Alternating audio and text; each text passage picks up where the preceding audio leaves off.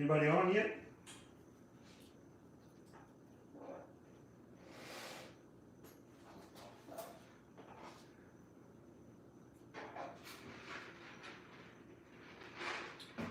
Only one person? My feelings are hurt. Okay, two. They're less hurt. Wait for a couple of people to join up. Mr. Flippin is on YouTube.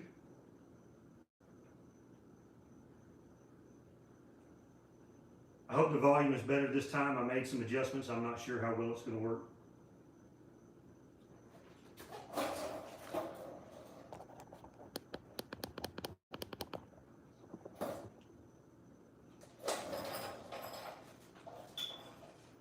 Six people. All right. It's the party now. It's a party. It looks terrible. I don't have very good service tonight, so going to do this the best we can.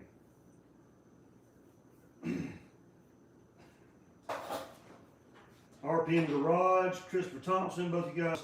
Best way to remove subframe. I'll get to that in a minute. Utah, working on a 72 Nova, got my floor from AMD. I like Utah, it's a pretty cool place. I got a cousin that lives there in Salt Lake City. Well, Clearwater, something like that. It's really close to Salt Lake City. William Sanders, what up, dog? What's going on with you, man?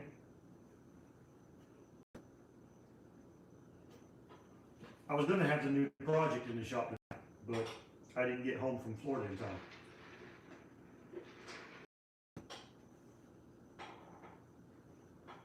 Town next to you.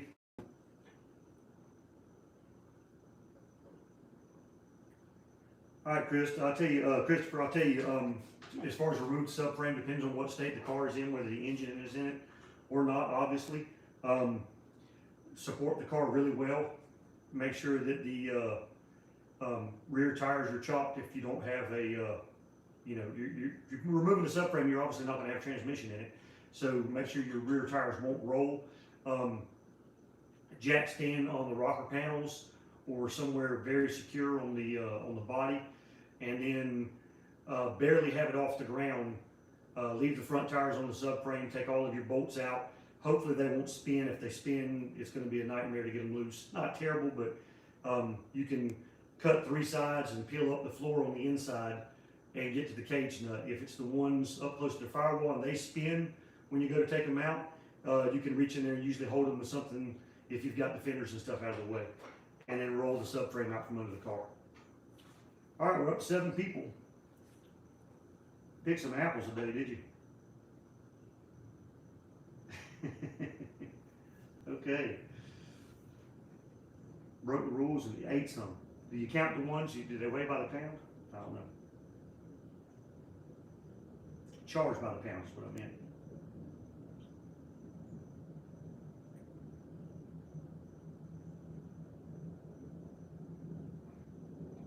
Yep, 69 Nova. I've got 2 of those at the moment.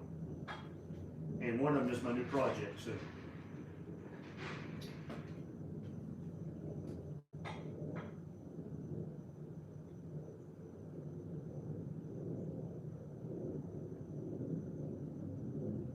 That's right.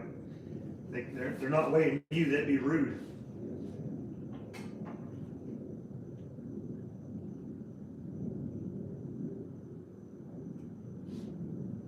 Ten people now, all right. So, I've got a new project coming up. I went and filmed a little bit of it just a few minutes ago, and the idea is I'm going to try to build the cheapest Chevy Nova I can build from scratch.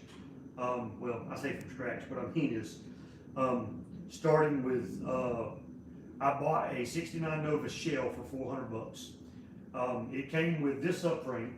I paid an extra $100 for this subframe, but it doesn't have any control arms, no steering box, no front suspension, anything.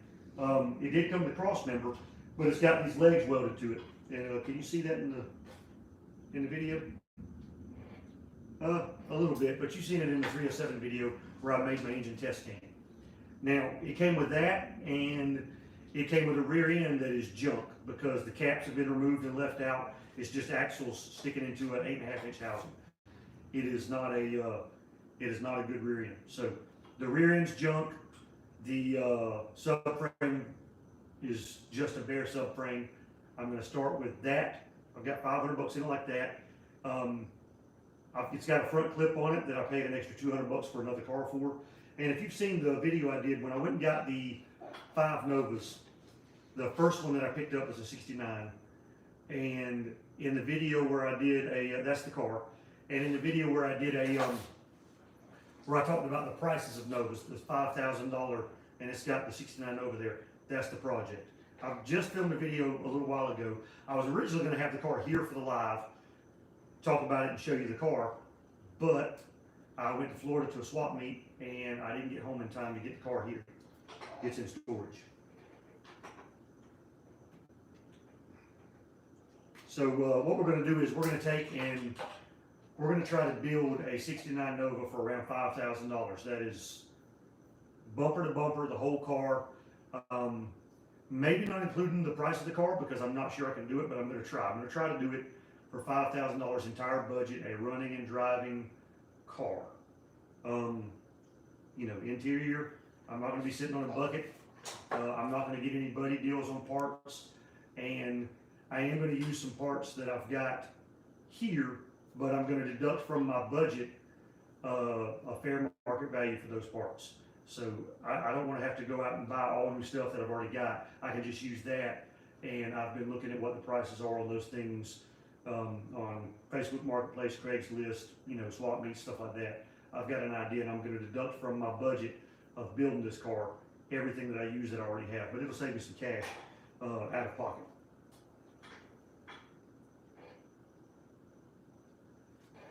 Hey, Roddy. Replacing welded on door hinges. All right, so I have not replaced welded on door hinges. What I have done is the welded on door hinges, I've repaired those. On my 73, I've got it here.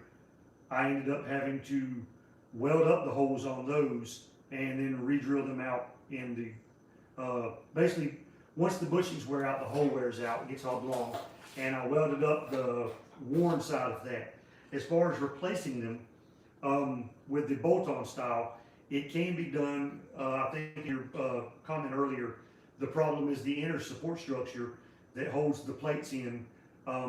If you make that correctly and put it in there, it's really just as much as not making your hinge pillar where your hinge is welded on, not butchering it when you get the old welded on hinges off. So if you have another one to make a template by or something like that, you can use the hinge to make a template by. But just making sure you don't have that too far out or in when you're bolting it on. Make sure your hinge backing plate or your support plate on the inside is threaded. Make sure that it is thick enough and also large enough to cover enough surface area to where it doesn't pancake the hinge pillar where it moves back and forth. That would be, locating is really the thing. Lunar Garage. Hey, Lunar Outlaws Garage is here. Brian's an awesome guy. You need to check his channel out. He has plugged my channel numerous times, and I only went live like twice. So this is the second time. So I'm returning the favor. He's doing some crazy stuff. He's got a Hemi, like I think it's a 331 Hemi or 391 Hemi, 392 Hemi, an old Hemi. And I think it's not a regular Chrysler here. It's Dodge Hemi. It's the weird Hemi, but super cool. He's going to build that project. It's like a old truck. He's got a Buick GSX he's building with an LS motor. Tons of cool stuff. He's got a satellite he built, budget car, 318. He's doing all kind of cool stuff. So yeah, 331. There you go. RPM Garage. I got a shell for $300. Bought a 4-door for the front clip, rear end, and other, just everything else. It's kind of what I'm doing with this build. So I paid $400 for the car, $100 for the subframe. I paid $200 for another 4-door, and the front clip is junk, but it's completely usable. You're never really gonna, I mean, it all needs work. The radiator support's got rust at the bottom of it. The fenders are rusty pretty much all over, but it's a functional car, you know, and plenty of people watching now. The BOP and Olds Omega chat. It will be in just a minute, buddy. Hang on. So yeah, so the idea with this is too many people go buy a Nova, a Camaro, Chevelle, a Mustang, whatever. They buy the car, they got big hopes and dreams, they get it home, the first thing they do is tear it all apart. And as soon as they get it torn all apart, then it's a slow process of trying to meticulously clean, paint, restore, fix, whatever, everything. Rebuild stuff, put it all back together. It takes years. You lose interest in the project and you don't do anything with it. It sits there. And then somebody goes and buys it from you for pennies on the dollar, and you hate yourself. You hate the car. Your wife hates you. Who knows? It's a miserable experience. So, or you pay someone to do all that, and they keep it for years or months or decades, or they do crappy work and you get it back and now you're discouraged. I've seen it happen tons of times. So my advice to anyone buying an old car is, whatever state you buy it in, start enjoying the car as fast as you can. Now, yes, working on it is enjoying the car. However, a lot of people don't enjoy working on it so much because they're not getting to drive it. So this car, I bought it for $400. I'm going to put it together as cheap as possible. I'm hoping around $5,000 all in, and I'm going to drive it on a road trip. So here's my deal. I'm not going to stick to the budget of $5,000 real hard because that's going to be difficult. And some things I've already spent a bunch of money on it. I pre-ordered some parts about 10 days ago. They came in last week. I posted a picture on my community page. Anyway, around $5,000 is my target. If I go over, I go over. 45 days. Today is October 3rd. The car is still in storage. I haven't even got it at the shop yet. I've ordered a bunch of parts. I bought some seats today at a swap meet in Webster, Florida. I had a great deal. The picture, you saw my post earlier where I put a picture of 2 red bucket seats. I got 2 red bucket seats out of a Camaro rails for $75. I got 2 of the center caps for the 14-inch wheels for another $20. And I bought a cast iron quadrijet intake for $40, non-EGR intake. I'm going to try to do this as cheap as possible. I've got a quadrijet I bought $50. So all of that, I'm going to try to do it. I'm going to try to get this thing ready to drive to the turkey run in Daytona Beach Thanksgiving week. Now, that's a third Thursday in November, obviously, because that's when Thanksgiving is. That gives me roughly 45 days. 45 days and approximately $1,000 to build a car that hasn't moved in 25 years, and I'm going to drive it 350 miles and back. So that's what the project's going to be, and the video is coming out tomorrow.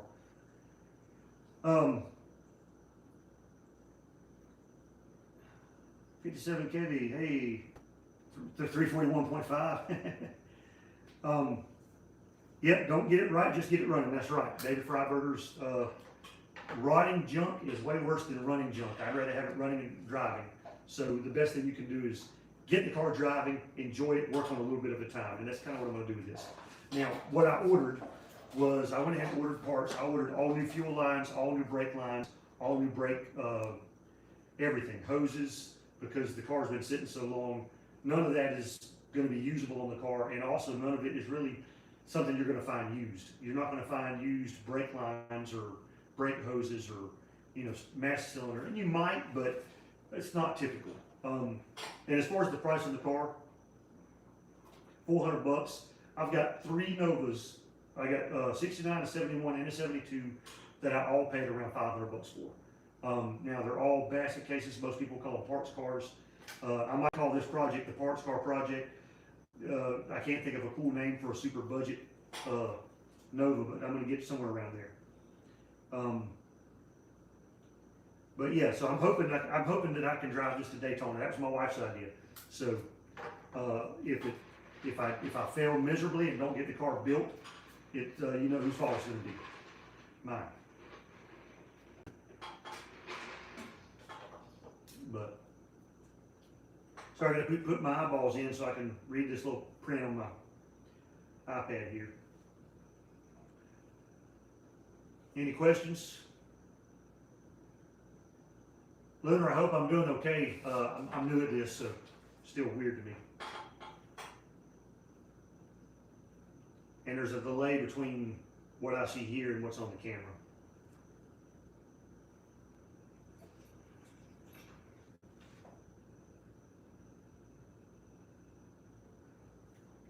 Okay, so manual automatic, William. It's got 3-speed pedals in it. But what I did was, I'm gonna swap those pedals for another car that I've got. And I was gonna put a Saginaw 4-speed in it because I found one kind of cheap, but no bell housing, no clutch linkage, any of that stuff. Plus my wife is gonna drive the car some, and yes, she can drive a stick, but not really well, and she wouldn't be comfortable in it. I found a Turbo 350 core that I've got sitting over there. I'm gonna do a video on it where I rebuild it. I've already bought the rebuild kit. It is right here. So that's one of the things that I've already bought is a rebuild kit for a Turbo 350. So we are going to rebuild that. I've got to find a motor for it. I've got some that I may use. I've got to find a comparable motor on Facebook Marketplace or something like that to adjust my budget. Because if I use, I've got an old 350 that's 60 over that probably is junk now because it's been 60 over and been rebuilt like 3 times at 60 over. It's been re-ringed 3 times at 60 over. The bore taper is not bad, but I'm not sure. It's got a little bit of a ridge at the top, so I'm not sure I'm going to use that one. But if I do, I'm just going to deduct the amount that a 60 over short block that needs to be rebuilt would cost me on Facebook Marketplace or Craigslist or something like that. What are your thoughts on welded subframe connectors like Detroit Speed? Is there a big benefit in handling of the solid amounts of rubber product? Okay, if it's a street car, the solid rubber mounts ride very harsh. The solid aluminum mounts ride very harsh. Welded and subframe connectors, the only reason I like the bolt-in style is because the bolt-in style fit without cutting through the floor pan. The welded style go through the floor pan. I'm not sure about the Detroit Speed, but I know the competition engineering, and I think the Detroit Speed do as well. The welded style, they're better, but if you have to pull your subframe out, you gotta grind welds loose. That's not a bad thing. If you build it right the first time, you shouldn't have to pull it apart. But you know, I like the bolt-in style just because if I have to pull the subframe or something like that, I don't have to cut anything, re-weld or whatever. But I also don't like cutting into the floor pan. But the weld-in ones are better and do stiffen up, and they, you know, it's more into the body of the car. It turns it more into a full unibody car or a full frame car.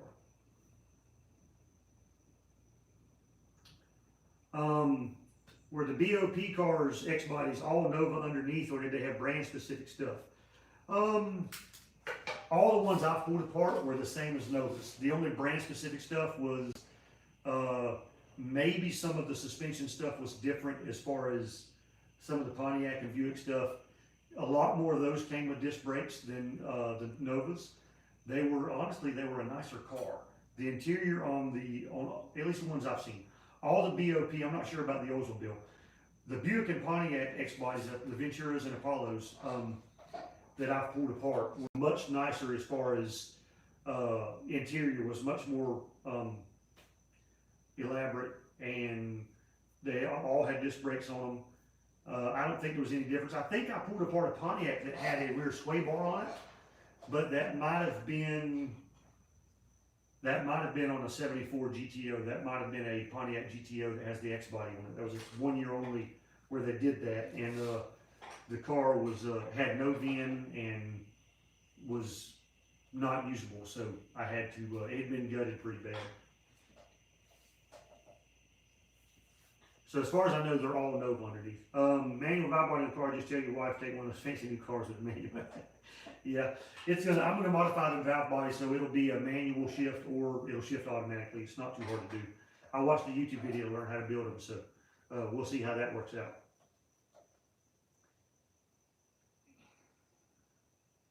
Okay, changing my 307 to a stock 400. Any heating concerns or other concerns? Car's a weekly driver with a 350 auto. Yes, round one, you're right. Hit the like button. Help me out here. All right, as far as going to a 400, look, I see constantly people talking about a 60 over motor or a 400 having overheating issues.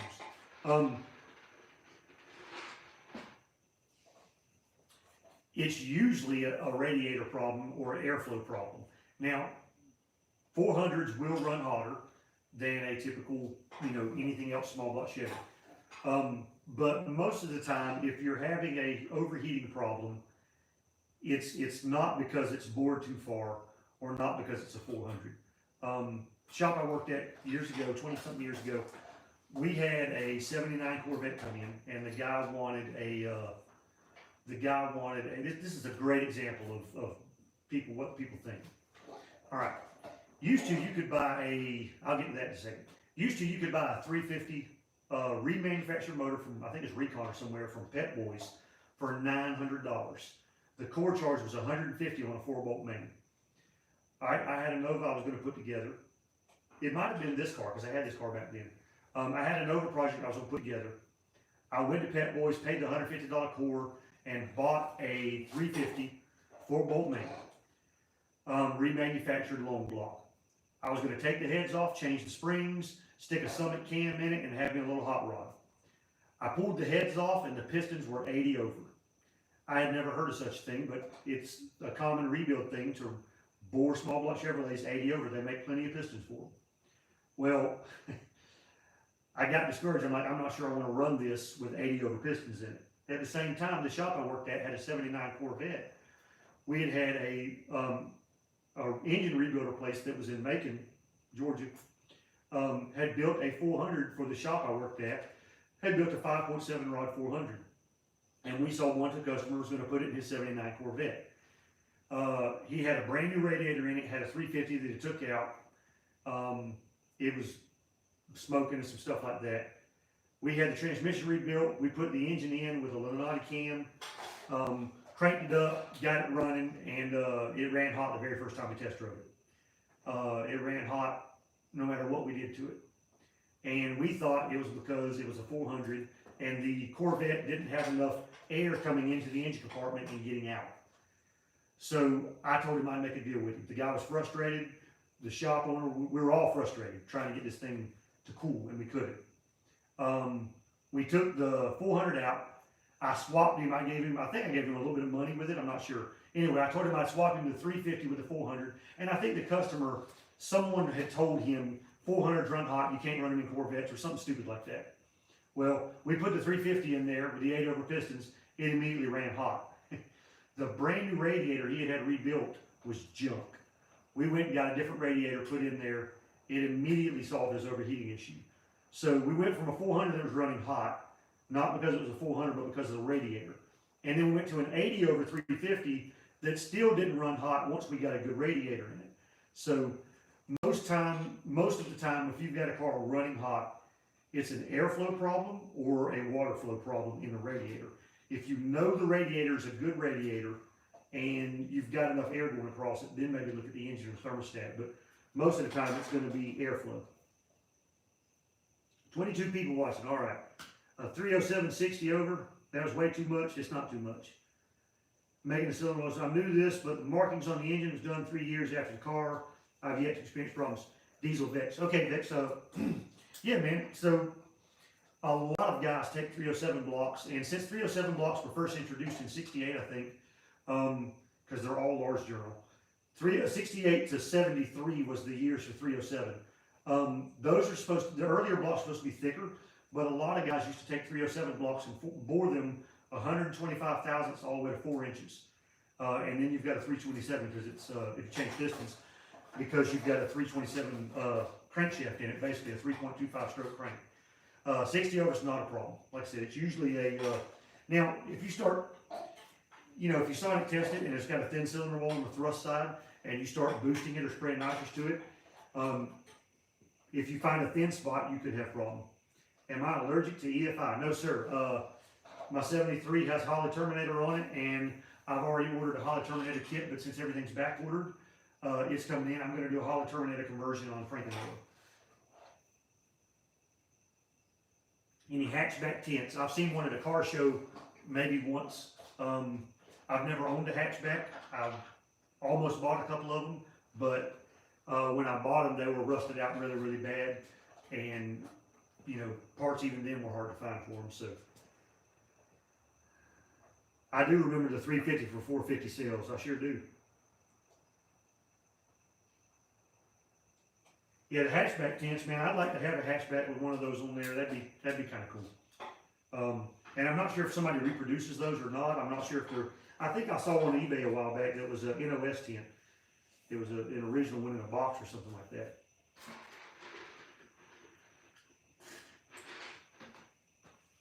But yeah, as soon as my EFI, my Holly Terminator kit comes in, I'm gonna do a swap on Frankenova. Let's see. There, I hit the like button. Don't wanna leave myself out.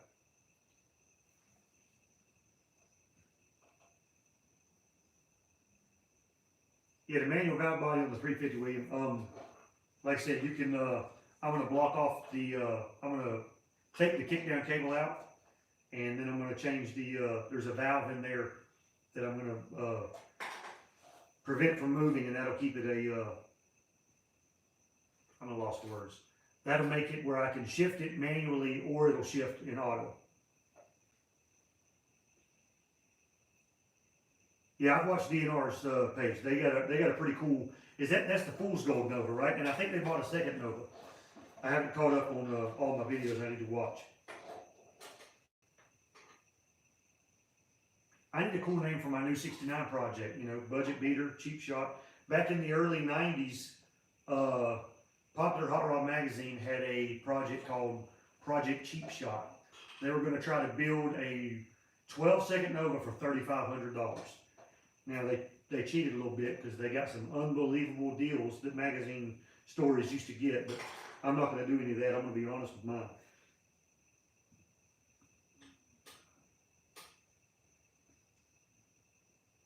And I'm hoping this car goes to the drag strip soon. Again, this past weekend, the track that I want to go to was closed, so.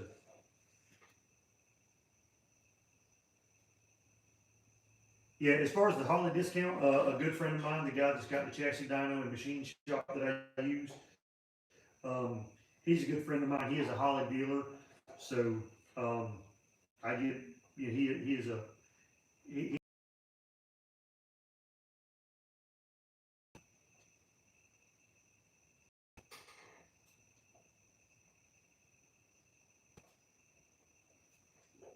16, well, where'd everybody go? Am I boring? I'm not too hung up on the amount of subscribers. So yeah, what we're going to do is, I've already ordered, like I said, all new fuel lines, all new brake lines, all new front end parts, tie rod ends, ball joints, control arm bushings, stuff like that. Going to try to get the, I found some used control arms. I found a lot of used parts that I've already bought. I've spent probably $1,600–1,700, not including the cost of the car and the subframe. So we're already burning through the budget. How many of you guys have been to the Daytona Turkey Rod Run?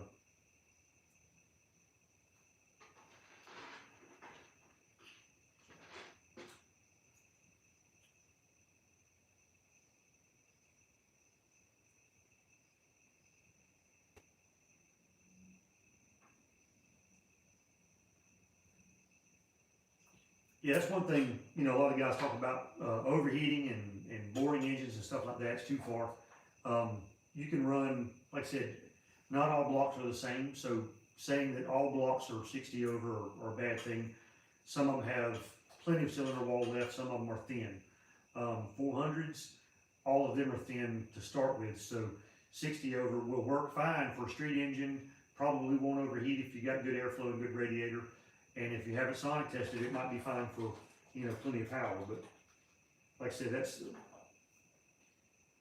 I am not going to use the 307 in this project, no, because I've got too much money in that engine. I've got right around $2,000 in the 307, and that's too much for my budget. I'm going to do a super cheap small block rebuild for this budget build. But the 307, either the 69 Nova that I originally was going to put it in, either that one's going to get it, or I'm going to put it in here to race Craig in the Valiant. Craig's got a baby coming in the next week or so, so we're still waiting on, not the Valiant, the Dart. He's also got a Valiant.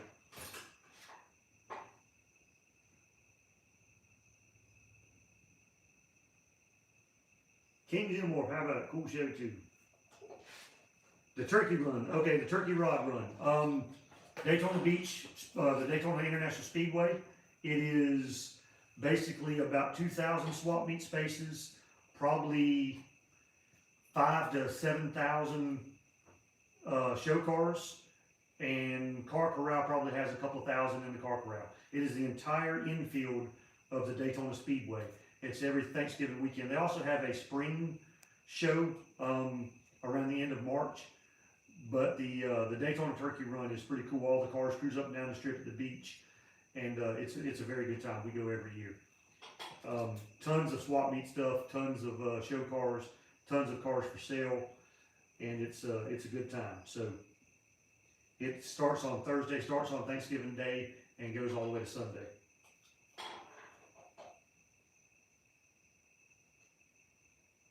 Is too much cooling a problem? Yeah, I mean, honestly, I think that too many people putting too much radiator in there. You can have too much cooling. It depends on your thermostat. So if you move, like for example, my 73 with the Terminator, when I first cranked it up, I couldn't get the Terminator to go in closed loop because the engine has to get to 160 degrees. It wouldn't get to 160 degrees unless I was sitting still, even in warmer weather, because my thermostat was actually stuck open and I didn't realize it. I finally got that figured out.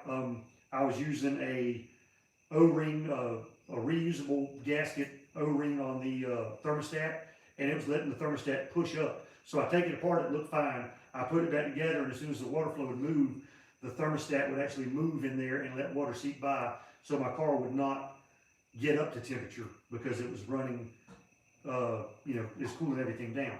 The other problem you can have is you can move water through the radiator so fast, theoretically, that it doesn't stay in the radiator long enough to be cooled down. That's probably a rare thing to happen, but it probably can happen. Farm Kid, hey Farm Kid, how's it going? Here's the 307 running again sometime. Yes, I've already cranked it up again for another video. I just haven't finished everything in that video. I haven't done a whole lot of work in the shop in a month. Had some stuff going on at home I had to take care of.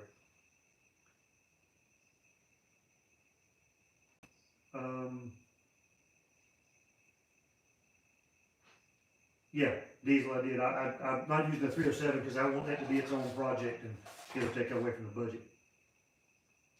37 Chevy Coupe and a 54 210. That's pretty cool. Yeah, I've got too many projects too. I've got a 52 Ford truck. I've got a 53 Ford truck that's not even home yet. I've got a pile of Novas. My wife's 78 Camaro. Yep. 4-door I bought was in a junkyard in Wyoming since '95. No engine. Has a power glide. Fluid is still pink. No burnt smell. 350. Cool. Yeah, the power glide on 350. As long as you get a good gear in the back, it'll work great. Wyoming. I guess. So I guess you're in Wyoming, or you just got it in Wyoming. 11 people, man. Where's everybody from?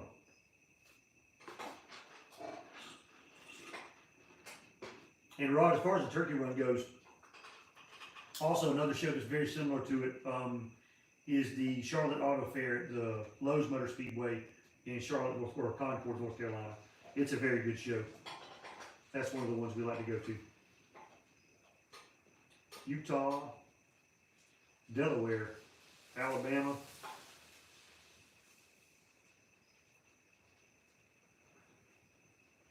I've been all over a bunch of little small towns in Alabama. Nebraska, man, I've driven across Nebraska a few times. There's like 6 exits and it's 600 miles wide, and then nothing is on the exit. You got to drive 5 miles off the exit. Lincoln was cool, but then once you get everywhere else, I think the only exit that really has a town on it is just Kearney or Kearney, however you say it. Stony Creek, Ontario. Well, you got the distance award so far.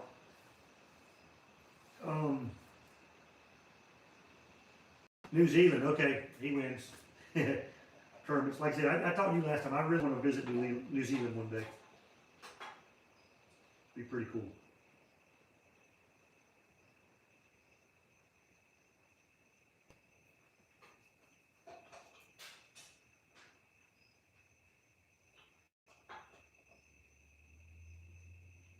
Dothan area?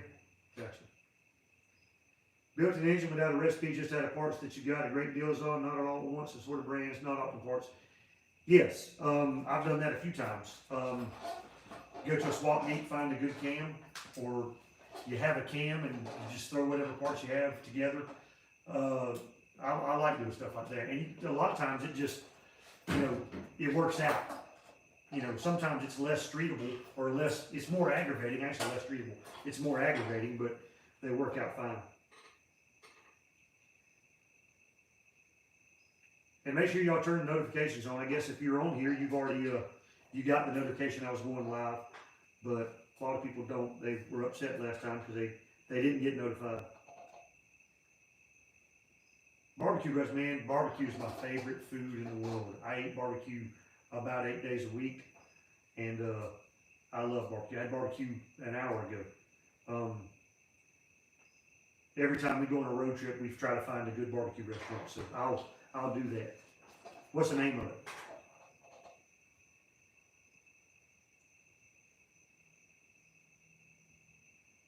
Sailplanes, there you go.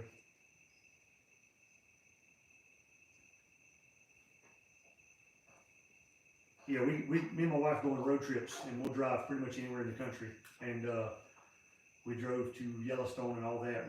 We drove about 5,000 miles in 8 days last year. And we stop and eat barbecue anywhere we can. Heartland barbecue, I'll remember that.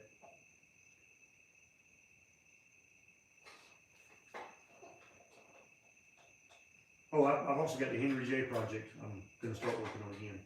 So pretty much, okay, so let me explain how this new, I'm going to do a regular video that's going to have all this stuff in there. It's going to show the car, show all the parts I bought, which a lot of this is all the parts I bought.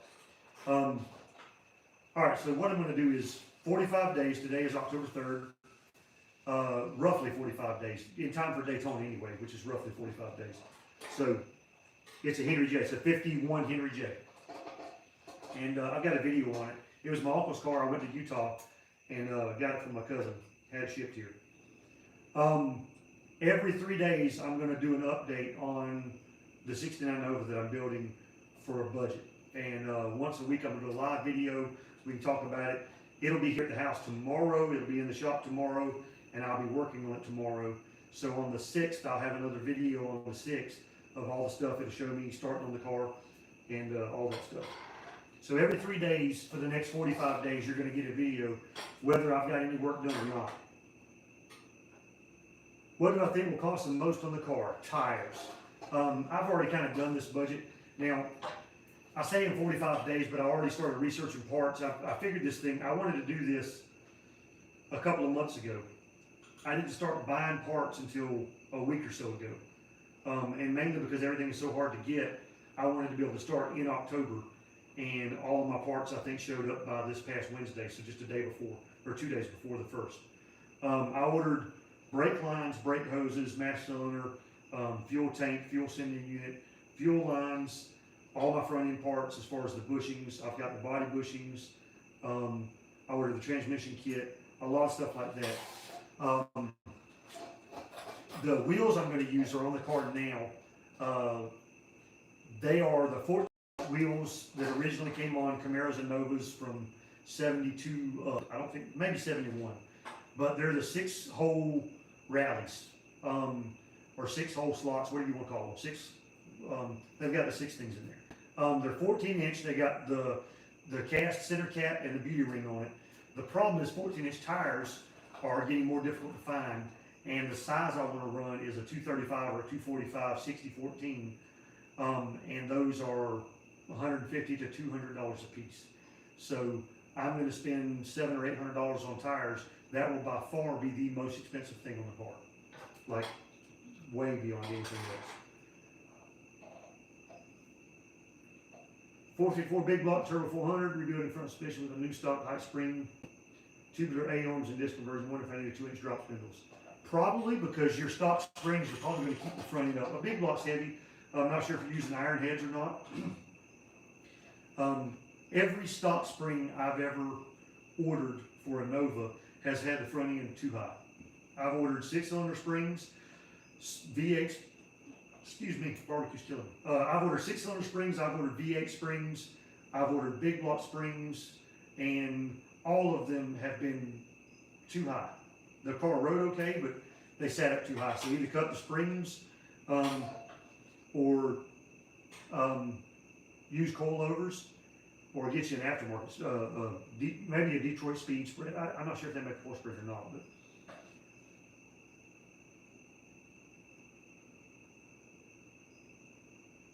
Vitour brand. I'll have to check that out. I haven't checked those tires out. I know about the only tire I can find in a I know the only tire I could find in a 245 60-14 was a BF Goodrich Radial TA, and they were $195 a piece, I think. The 235 60-14 I found in a Cooper Cobra Radial, and I want to say it was there you go. So bought by Moog 6308 spring. If you can find them, no need for drop spindles. So there you go. There's your answer. As far as the Cooper Cobra tires, I think they're $150 a piece. And I used to work at a tire shop, and they give me great deals when I go in there. So I will check with them and see what they can get me, and they can get pretty much any brand I want. So I'll get a good deal on a tire. I just, what's available and what's in my budget are two different things. Yeah. And as far as the wheels, so I found several sets of those 14-inch wheels for around $100 a set.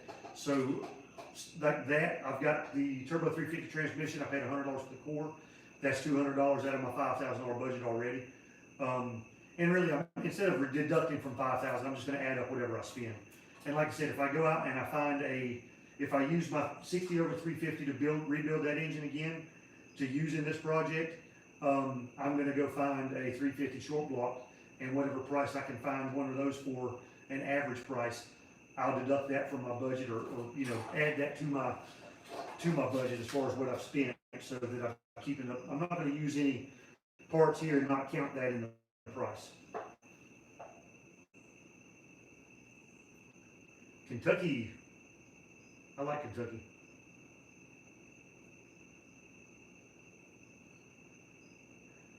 And when I buy the front end stuff, I try to buy all AC Delco, Moog, stuff like that. I try to. Also, one thing I'll talk about is if you have a drum brake car, all drums all the way around, you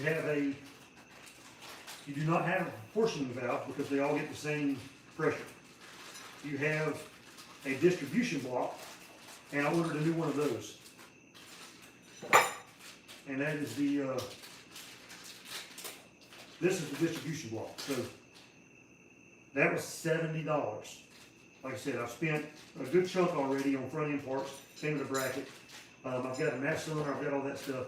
So I've spent a good chunk on parts already, and like I said, I'm probably in the $1,500 range on what I've spent, including the seats today. So I want to say my fuel system, I think I spent around $300 or a little more on the fuel system. I spent about $500 on brakes. I spent a couple $100 on a transmission kit, $100 on the transmission. I spent $100 a day at the swap meet, or $150. So yeah, it's adding up quick, but we're going to make it happen.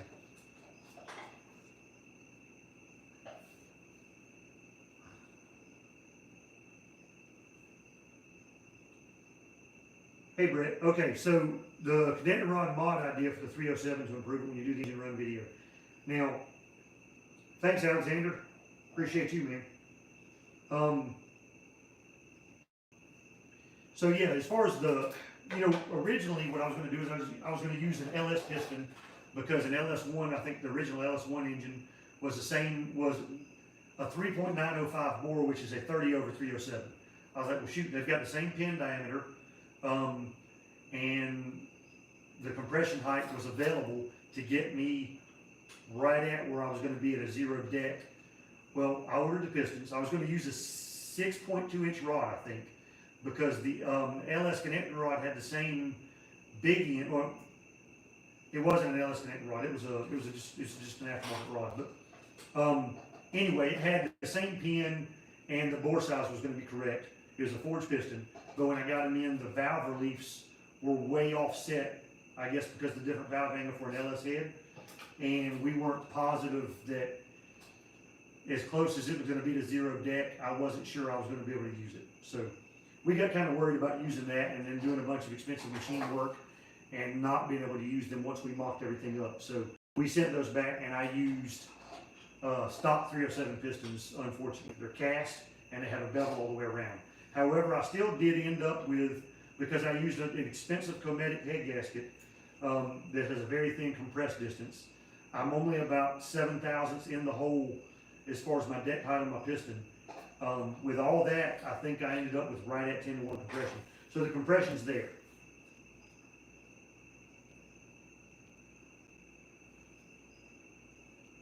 Caleb Bowden, thank you on your 70 Nova. Cool, man. I'm glad. That's why I do this. I try to go into a lot of detail, and I try to keep the video short enough not to lose viewers, but it's hard going into a bunch of detail and then not losing people. So I wanted to do where originally I was going to do, when I kind of did it with the engine goat on the 307. I was going to do a long form video and then a short video, and I thought about doing channel memberships and doing the long term videos for people that pay for the membership. I'm not sure I want to do the paid memberships. I'm sure some people would pay, and it's not about the money. It's just about the amount of time I have to put into it. I would love to make a living off YouTube like some of these other guys are, but maybe that's not in the cards. I'm still going to do it and have fun no matter what. But as far as the paid channel memberships, I thought about doing more personalized videos and longer, very detailed videos, more how-to stuff, and doing a channel membership thing like that. But my biggest fear there is people signing up for it and then me not being able to put out a video, and last thing I want to do is disappoint something.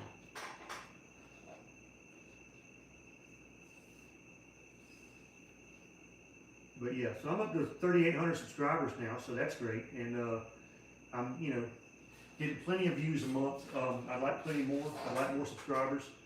It'd be nice to do YouTube for a living, but 3-inch exhaust, yes. My first 71, I built a nice little 350 for it, and I had 3-inch exhaust on it with 2-chamber Flowmasters. Now the Flowmasters had 2.5-inch inlet and outlet on there, and the guy at the muffler shop expanded those for me to 3-inch, and we welded up 3-inch exhaust for it with the exact headers that are on this car.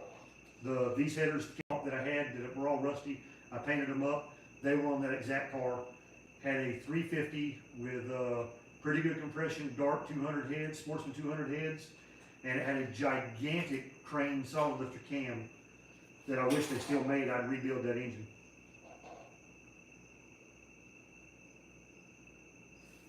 Knife edge crank, blade grind cranks. I guess you mean knife edging cranks. No, I've never done that. I don't know enough about how much you can take off and then how much heavy metal you have to put back in the crank to make up for that as far as when you balance and stuff. So I have done a crank scraper and windage stray on the engines before, and oil is a big parasitic loss of power. But as far as knife edging the cranks and stuff, I've never done anything to where that was going to be. And look, it might be a difference. This comes down to, if y'all been watching other channels, if you're going to swap pistons and knife edge cranks and index spark plugs, do all of it. The knife edging thing, for someone who is building extremely limited by rules, and they can do that, or they're trying to get an extra 2 horsepower, most of my engines have always been 6,000 RPM or less. If you're doing, and it does make a difference at all RPMs, but if you're going to do stuff like try to turn pistons around, index spark plugs, knife edging the cranks way better than those two things, and probably matters more, because it'll probably help more at all RPMs or at all levels of racing, as long as you compensate for it with your balancing. But stuff like that, if you're not doing like a stock eliminator or something like that where it's going to matter, it's a waste of time. I'm not saying it doesn't help, but index and spark plugs, turning pistons around in certain motors, I don't need 1.7 more horsepower. I don't think I'm going to notice it. and it's and that's not a diss on anyone. The math is there, it's theoretically solid. But whether or not there's any real gain from it, I don't know enough about knife edging cranks and stuff like that, how much oil you do it. I've seen it done, I've seen other people do it. It's probably some of your real high end or high RPM engines, it makes a bigger difference. Any problems on the 3-inch? Yes. I did not have, and maybe you asked me that, I did not have full exhaust on the 3-inch. I think we tried going up over the axle and then going out, but I had, the traction bars were not a problem. I had a drive shaft safety loop that was a big problem trying to clear that. So the car was fairly low and I had a drive shaft safety loop, my exhaust would hit. I remember something like that, but I didn't have it going all the way over the rear end. The traction bars might have been a problem in the back, but I can't remember. It's been a while since I've had that car.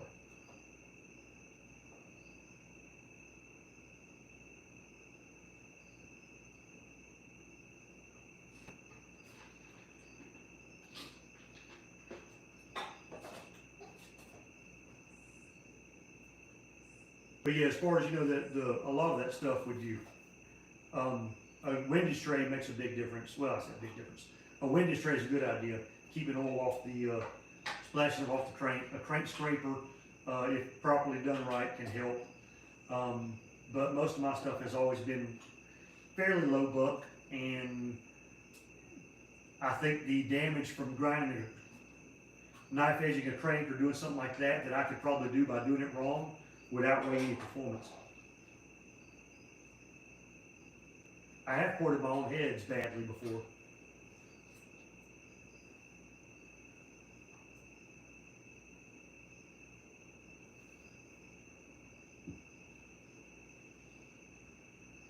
See, somebody else asked a question, but I'm not sure I got to.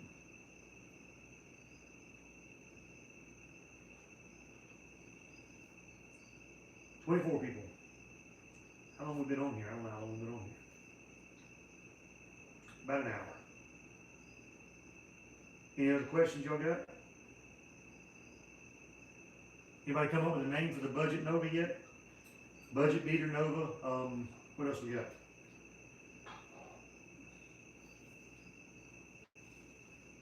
The 307 has not been the dyno yet, so I don't know. I'm hoping I've got over 300 horsepower. And a couple of reasons.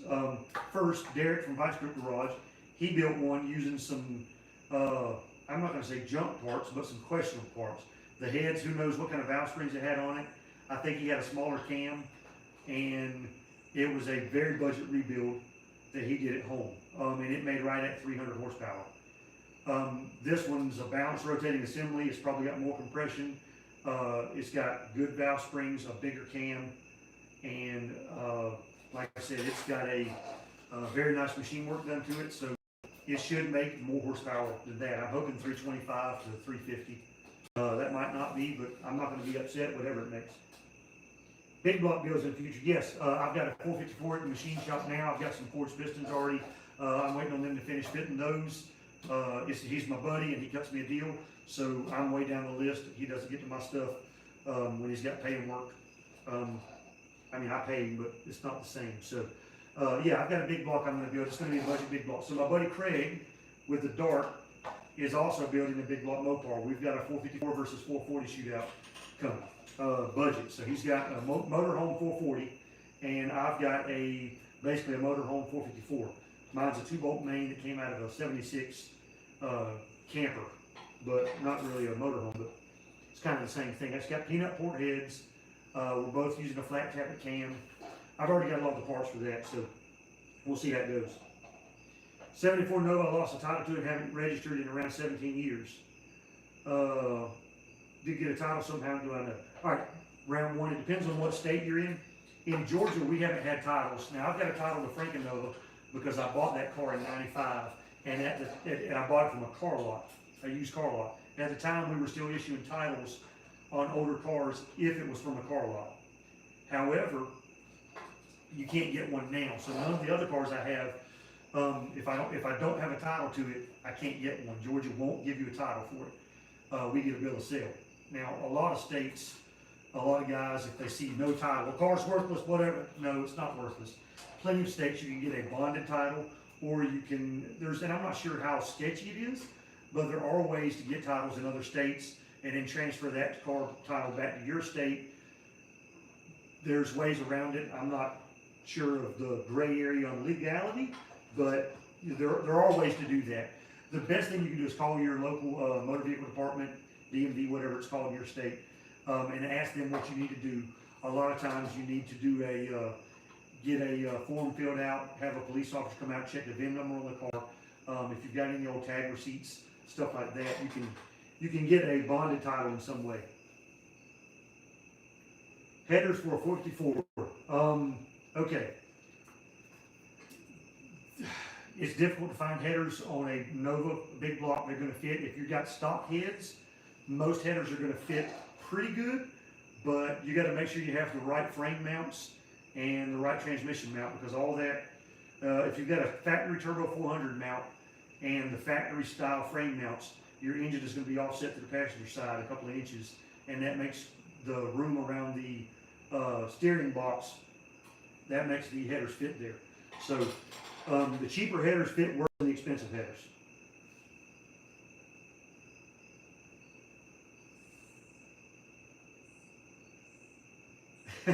JB's little shop, hey buddy. Yeah, Eastern time. But that's okay.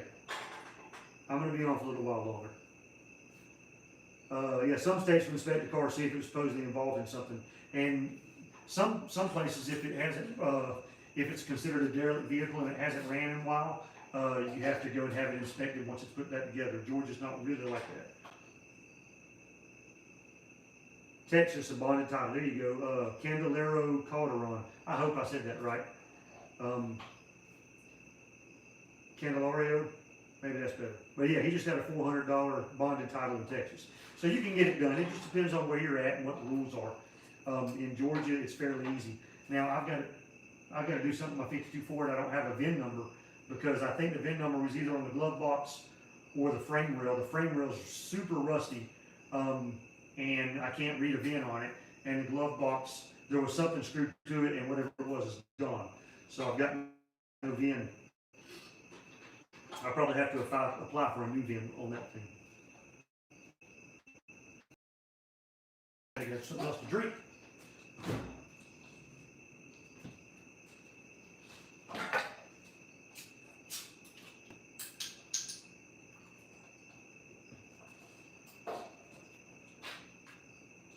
Won't hurt.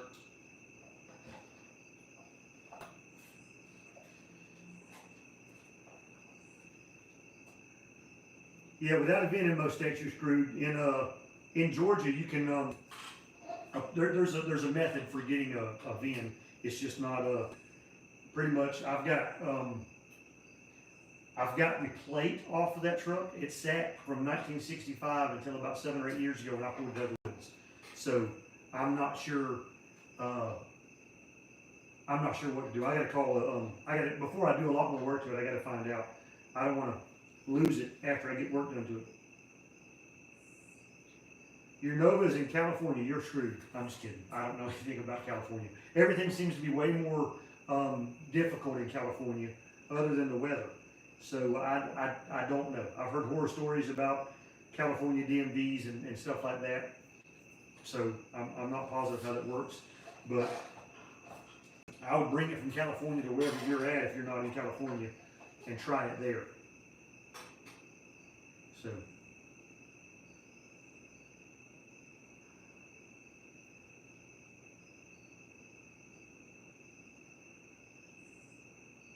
So yeah, we got like I said, we've got a big block shootout, Mopar versus Chevy. We got that coming. We've got several projects we're going to do. Sean Davis.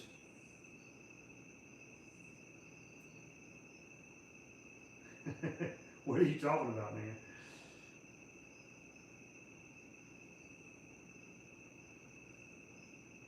Word from Maine.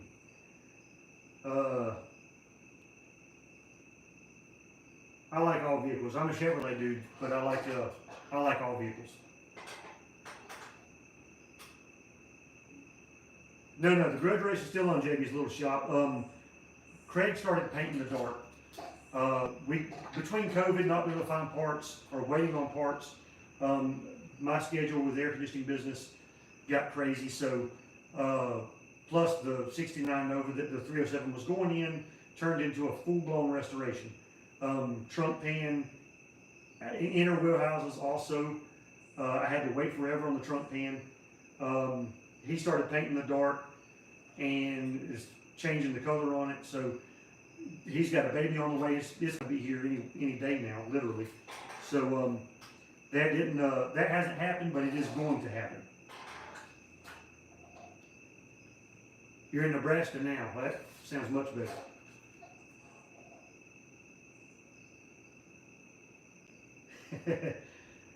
Well, you got kicked out of a Ford live stream? That's not cool.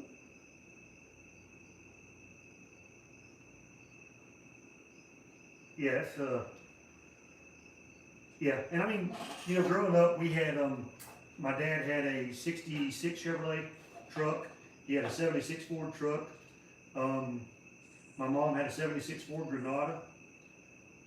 I used to help my dad work on his trucks because if our stuff broke over the weekend, we didn't go to work unless we fixed it. So changing clutches and stuff like that on a weekend was pretty normal thing for me growing up. Working on that with my dad, U-joints, clutches, stuff like that. Working on our boat, but we didn't have a new car until almost 1990. So we had Fords a lot, some Chevrolets, and then I still got my dad's 1990 model F-150. It's got a 306 in it. I plan on fixing that up one day. LS, yeah, they don't like the LS thing, but there's a lot of people doing it because it makes it's so much cheaper, man. Ford stuff to build a small block Ford. If you're going to use a Windsor block, you almost have to go aftermarket if you really want to make any power. There are plenty of guys making power on stock factory blocks, but when is it going to bust in half? Won't ever buy one of them Hyundais though. Man, I'll tell you what, when I used to work at a shop, and we used to have Hyundais come in, and they had like a plastic carburetor on. I guess it was a mid-80s, late 80s Hyundai, and it was impossible. I tried rebuilding one. It was a nightmare. I hated Hyundais. They're a lot nicer car now than they were when they first came out.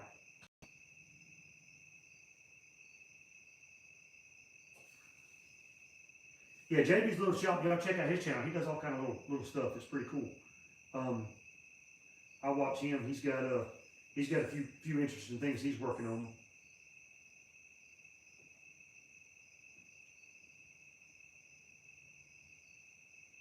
Anybody plan on going to the Cletus Danger Ranger down in Florida?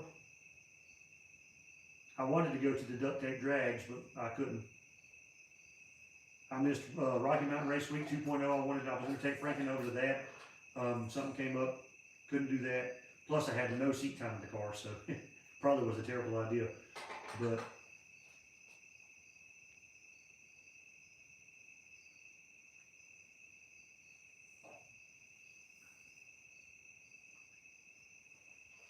yeah, so I want to do a few things I've got in mind. Rocky Mountain Race Week, I want to do that. Drag Week, if I can ever get signed up for either one of those and actually get in, I'd like to do those. I would love to do those events. I would like to do something down at a lot of the stuff Cletus has down there at the Freedom Factory. I'd like to go to some of those events, either with a car or just as a spectator. Pumpkin Run in Ohio. Don't know what it is, but it sounds cool. 4-cylinder 6872 Nova. No, I haven't. I think I've seen pictures of them. I don't think I've ever seen one in person. They're fairly rare. I think like 1,200 of them are made. White Elephant. Previous owner built 3-3 decent camera, no specs. Metal brought heads, air gap. I'm thinking A&D or Holly 750 double pumper. Any suggestions? I don't like the Edinburgh carburetors personally. There's nothing wrong with them. I don't think I prefer a Holley.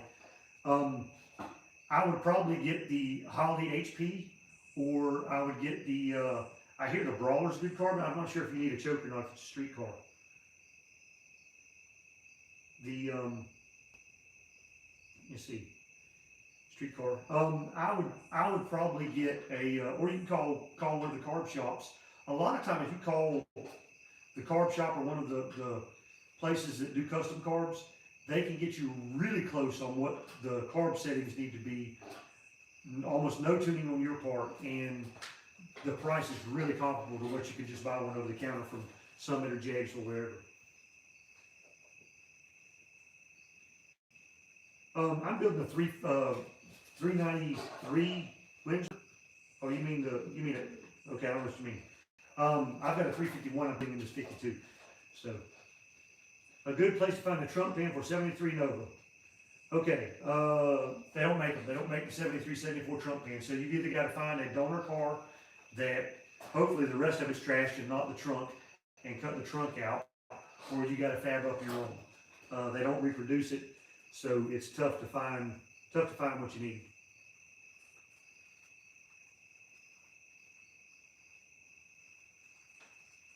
Caleb, Midnight Madness drags to St. Louis this weekend. Hopefully my note will be ready for Hot Rod Power Tour drag week next year. Yeah, there's a lot of that stuff I want to go to. Also, the Brandex, the Ratty Muscle Cars versus Brandex. I would love to go to one of those. They've got that next weekend, and I would love for me and Craig to ride over there. I thought about throwing the 307 in Frankenova and go over there and kicking some 318 butt, because I think my little 307 is going to be a 318 killer. And you can tell Uncle Tony I said that. Any other channels focusing on Novas too? There's not a lot that are solely focused on Novas. There's some other channels that have Novas on their channel, but I don't know if they're solely focused on Novas. And I've got some projects in the future that won't be Nova based, but 99% of mine will be. SS396 Rat, he's got a few Nova videos. I'm not sure. I've watched some of his stuff, not a lot of it, but that's the first one that comes to mind. Country Boy Garage, hey man, how's it going? Hope you're doing well. Are the 4th gen too, but I do not think they are. I've never owned a 4th gen. I'd like to have a Disco Nova, but I've never owned one, so I don't think I've owned. Maybe I have. I don't think I have. Temp sensor, head or intake? Probably better on the head, depending on where on the intake you're running it, because you're more concerned about the engine temperature at the head than you are at the intake. For fuel injection, I run it at the intake.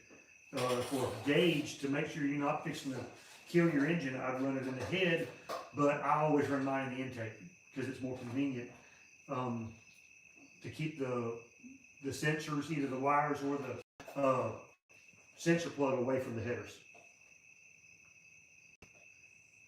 Yeah, Country Boy Gas Garage, he has a Nova and some videos on it. I don't think his whole channel is Novas, but a lot of these guys have Novas in some sort of way. I think Hot Rods and 4x4 is working on a Nova. Country Boy Gas Garage, DNR, JB's Little Shop. A lot of these guys, JB's Little Shop, he's got a Nova, I think. I can't remember. Forgive me if I'm wrong. So yeah, a lot of these guys have Novas.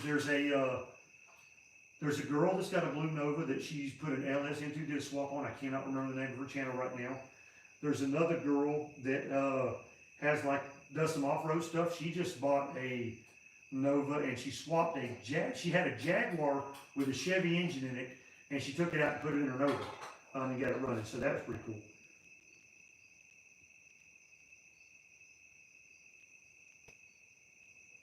A car event of my own.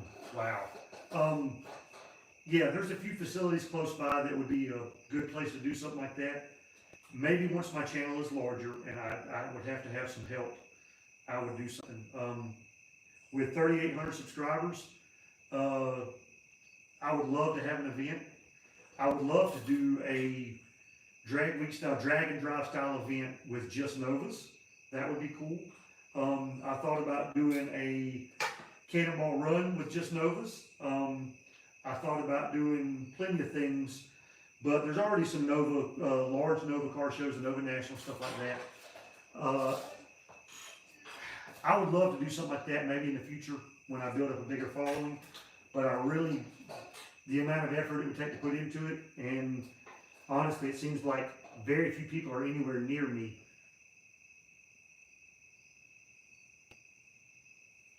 Yeah, the burnt 73 Nova, man, that thing's cool. They got that's the one they got it running. It's got 6 cylinder in it. They got it out of the barn that burned, and they drove it somewhere.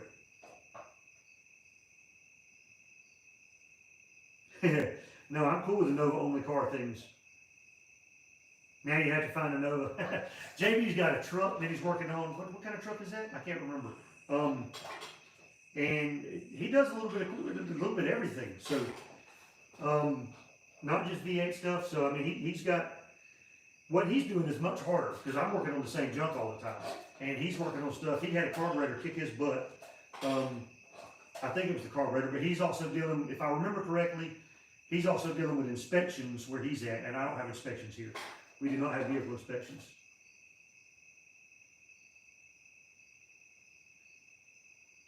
Yeah, it'd be cool to do a Nova event. Just a Nova meet at just a Nova track day at a drag strip would be cool. A Nova car show, Nova cruise, any of that stuff would be cool. I would love to do it. Like I said, it just I wouldn't want to be disappointed, so I'd have to make sure I had a pretty good following. Yeah, the 84 S10 2.8. He's putting a blower on it, and like I said, and I think he's dealing with with inspections and stuff like that on some of his stuff. So it's much more difficult when you've got to go have emission stuff done. A Nova sticker on your Camaro, that'd be cool. I've got some Nova stickers. I've got some Franken Nova stickers I'm having made, so those will be ready soon, I hope. Cannonball Roman Novas, yeah. You're in Maine, see, you're close. I've got to drive 13 hours or 14 hours, something like that, to New York to even get to the Red Ball Garage, then drive to the Portofino Inn in California, and then all the way back to Georgia. So it would be a 10-day ordeal for me. I think I would like to do the Cannonball Run in a Nova, and I would like to hit 35 hours. That would be my goal time, would be 35 hours. I know the record is way faster than that, but it's a bunch of people with $40,000 worth of electronics all over their, Ed Bowling and them guys they're awesome. I watch his channel, VinWiki and that kind of stuff.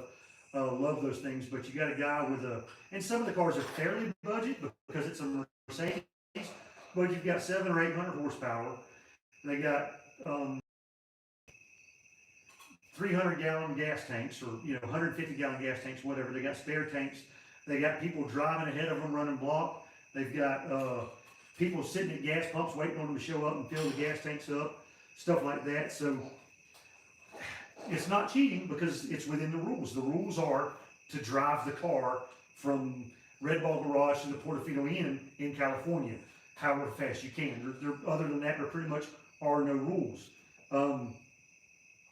But I would like to do it without $1 billion worth of anti-police jamming radar, GPS, people driving in front of me, helicopters, satellite, stuff like that. I would like to do it a little more old school. Get in and just drive the hell out of it. My favorite color on a Nova is blue. Blue. Most of the Novas I've bought have been blue, and I like blue. I also like white. It looks good, but bye. Hey, good night, man. Thank you. Oh, getting rid of emissions in January. Cool. JB, where you at, man? Where you say you were?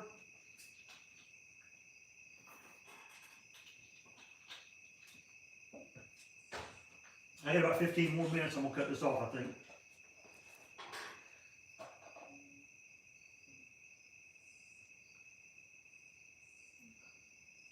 So yes, y'all get ready for a video every 3 days, and lots of info. Like I said, we're going to build the engine. We're going to do a budget rebuild on the engine, budget rebuild on the transmission. I've got a rear end in another car that I've had. It's actually out of my very first Nova. It's a 71 8.2 bolt rear end. I'm going to clean it up and use it, and I found a few used ones for around $100. So I'll deduct $100 from, or add $100 to what I've spent to pay for the rear end. Include that in my budget, but I'm going to do a cleanup on that, check it apart because it's been sitting for a long time. It might be junk, I'm not sure. So budget rear end, budget transmission, budget engine, budget interior. I got those red bucket seats today at the swap meet in Webster, Florida. And if you ever get a chance, it's at the Sumter County Fairgrounds, the first Sunday of every month, except for July and August. It's the Webster Auto Swap. Now there's also Webster Cycle Swap. They kind of have the same name, and it's a different event, but and it's the same day. But it's a really small swap meet. We got there at 8 o'clock this morning, and we left at 11. And in 3 hours we were done, and I already bought a bunch of stuff. So it's a very small swap meet, but it is packed with good stuff. Butternut yellow, yeah. If it's done right, butternut yellow looks fantastic, especially with the black vinyl top and the original SS wheels. Looks great. Caleb, yes, I'm in Georgia. Cool. And Caleb, remind me where you're from. Instagram. Hey, look, I have an Instagram that I don't post anything to. I'm trying to get a Shop209 Instagram, and I haven't tried. So, tell you what, I will do, when we get through here, I will find out how to make a Shop209 Instagram that is just that name. Every time I try to make one, it keeps trying to connect with my Facebook and won't let me do that. I'll figure it out. I'll figure it out. A lot of people on Instagram instead of Facebook. So, little town near Lake Ozark. Yeah, I've been to Missouri a bunch. A friend of mine was from Bethany, Missouri. It's north of I-40. Maybe you know where it's at. It's not too far. It's almost before you get to Kansas City, and then you go north about 60 or 70 miles. A 7 Nova gold. Yep. White. Cool. Yeah, we could do it. Like I said, there's a few drag strips around. There's a big fairgrounds here in the city I live in, and it would be cool to do an event, but that's going to be down the road. That'd be next year, definitely, but at the soonest. Farm Kid, thank you, sir. Edmonton.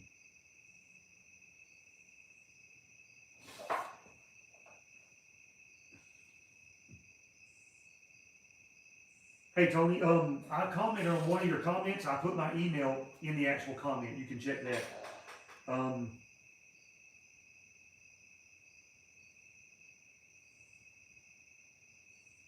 It's johng@camelliacustoms.com. It's supposed to be in the About section of my YouTube channel, but I'm not sure if it works there or not.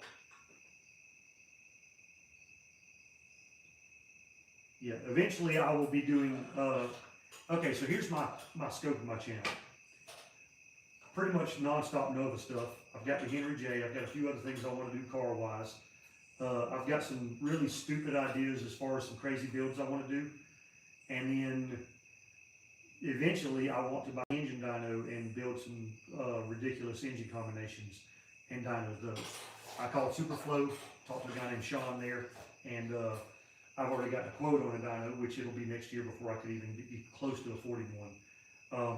And I probably couldn't do the dyno here at this shop because I don't have enough room for it. It takes a lot of room. But I would love to do that and be full-time on YouTube. That takes a lot. It not just takes a lot of subscribers, it takes a lot of commitment, and you got to spend a lot of money. And YouTube doesn't pay great until you start getting a ton of views. And I'd like that to happen, but maybe one day. I'm still doing air conditioning for the time being, so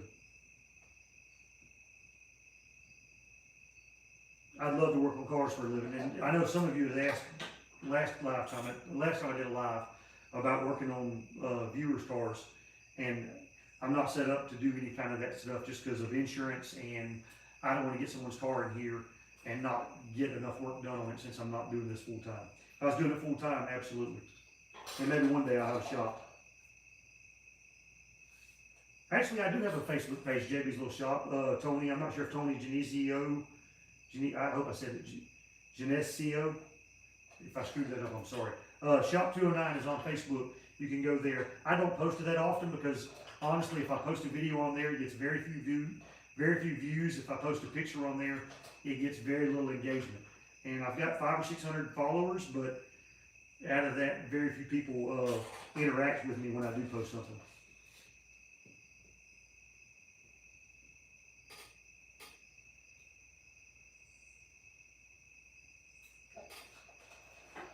So yeah, and it wouldn't even have to be a cannonball run with Novas. Wouldn't even have to be an all-out speed event. It'd just be a cool drive, but it'd be a heck of an event. 10 or 12 days of driving if you didn't try to do it fast. It'd be fun.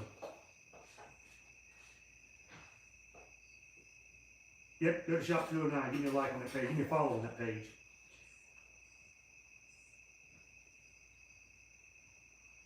Is anybody on here got a YouTube channel and they're close to 1,000 subscribers and not over yet? It took me forever to get to 1,000 subscribers to get monetized.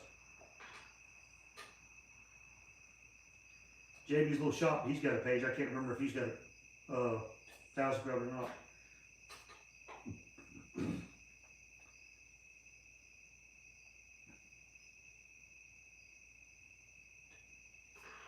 But yeah, I'm gonna do some t-shirts, some hoodies, stuff like that. I did a Redbubble thing with Frank and Nova. I had a guy do a rendering, Javier Mira, super cool guy. He owns Bonneville Art and Designs on Facebook, and he does renderings of all kind of hot rods and cars and stuff like that, and does a fantastic job. He did me one. I had it put on a shirt. Some of the videos I've worn my Frank and Nova shirt, but you're still at 100. Y'all go check out JB's Little Shop. Give him a follow. But yeah, it's I want to do hoodies. I want to get a new logo for Shop209, something a little more cool looking. And I almost changed the name of the channel to Committed Customs, but I'm going to leave it at Shop209.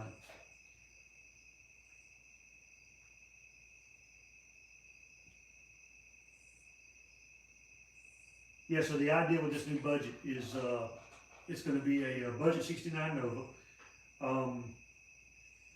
I'm going to go over how to find good deals on parts, good deals on whole cars, or parts cars like I bought, where to find them, stuff like that. And then I'm going to do I'm building this thing fairly stock. It'll have exhaust manifolds on it because they're cheaper than headers. It'll have a cast iron intake because it's cheaper than aluminum. It'll have a quadrajet because that's cheaper than Holly. And then once I get the car built as close to $5,000 as I can manage, I'm going to go through and upgrade everything on it. And then it'll basically be like, you know, it'll give me a project to build off of.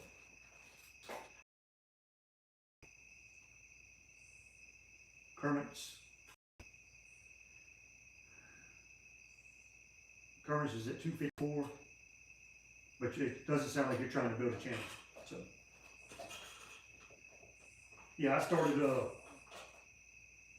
my channel. My wife bought me a YouTube camera, or I'm sorry, a GoPro camera, and I wanted to start a YouTube channel, and it took me a year. I filmed a bunch of stuff that y'all have never seen, and it took me a year of filming and stopping to finally get to where I posted a video on YouTube, and I'm glad I did because it's been a lot of fun. I wish I could post more often, but you know, my bills don't care how I get the money. They just want me to get the money, so I got to go work. I'm ready for some cool weather though, because it's been hot in Georgia.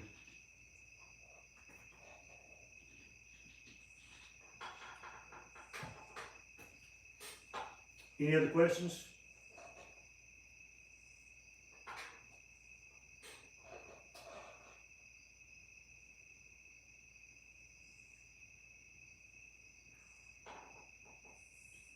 You know, the videos that do really well for me are the Nova Facts top 10 questions about Novas, information videos almost do better than the videos where I work on stuff. And I thought about doing more of those, so if there's a list of stuff y'all want to know about Novas, let me know, give me some ideas. Junkyard Digs, yes, they got some cool stuff.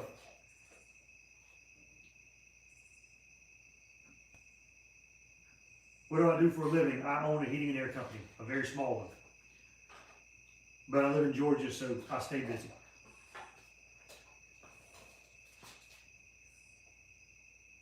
I service and install air conditioners, residential and commercial. Igor, how you doing, sir? Thank you. Sean, thank you, sharing your knowledge on 68. Cool. Infamous Nova, what's going on, dude? Y'all check him out. Y'all are asking about Nova channels. He's got a Nova channel. He's got some Nova stuff on his channel.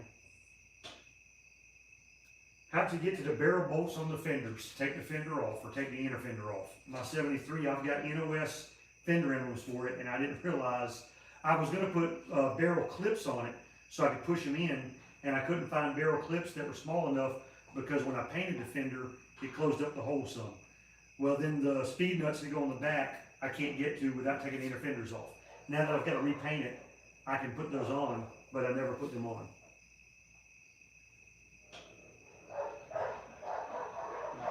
My dogs are angry. So yeah, it takes a while. It took me 9 months to get monetized, which is fast. A lot of people, it takes years to get the 1,000 subscribers and 4,000 watch hours of watch time.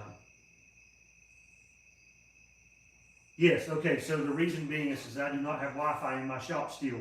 So I'm looking at, I've got an iPad with cell service. I'm watching it, and what I'm talking to you is getting to you first, and then it shows up on my camera. I'm sorry. And the sound is not great. So I was trying to get Wi-Fi out here. I've tried again, and I barely got on in time today. I barely got home in time today. We drove to Florida yesterday to go to a swap meet and drove back today, and we stopped and ate, and there was a bad wreck on 75, so I-75. So I got delayed and didn't get home. I was going to have the project car already in the shop when I did the live video, and I didn't have time to go get it.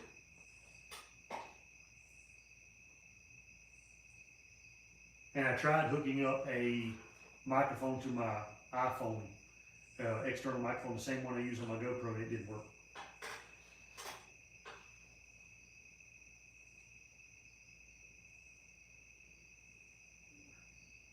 Your hair's been out for 4 years? Goodness, we're not in Georgia, you'd die. So, what part of Tennessee are you in, sir?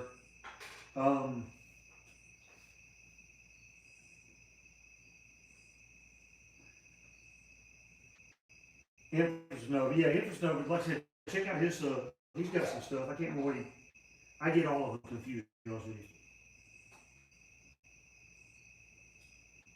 Farm Kid, start freezing, yeah, well, buying parts for Novas and keep starting new projects without finishing the other ones.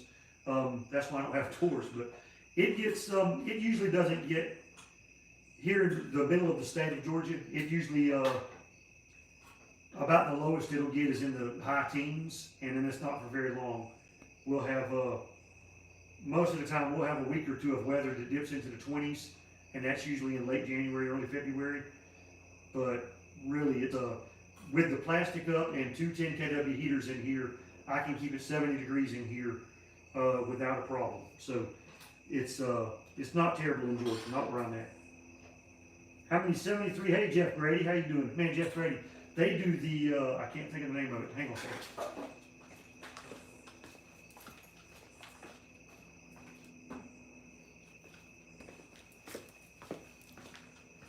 Jeff Grady has the Heartland, they do the Heartland Nova show in Missouri, Rock Island, Illinois. Sorry, I messed that up, Jeff. But he sent me that shirt. Awesome, Jeff, thank you.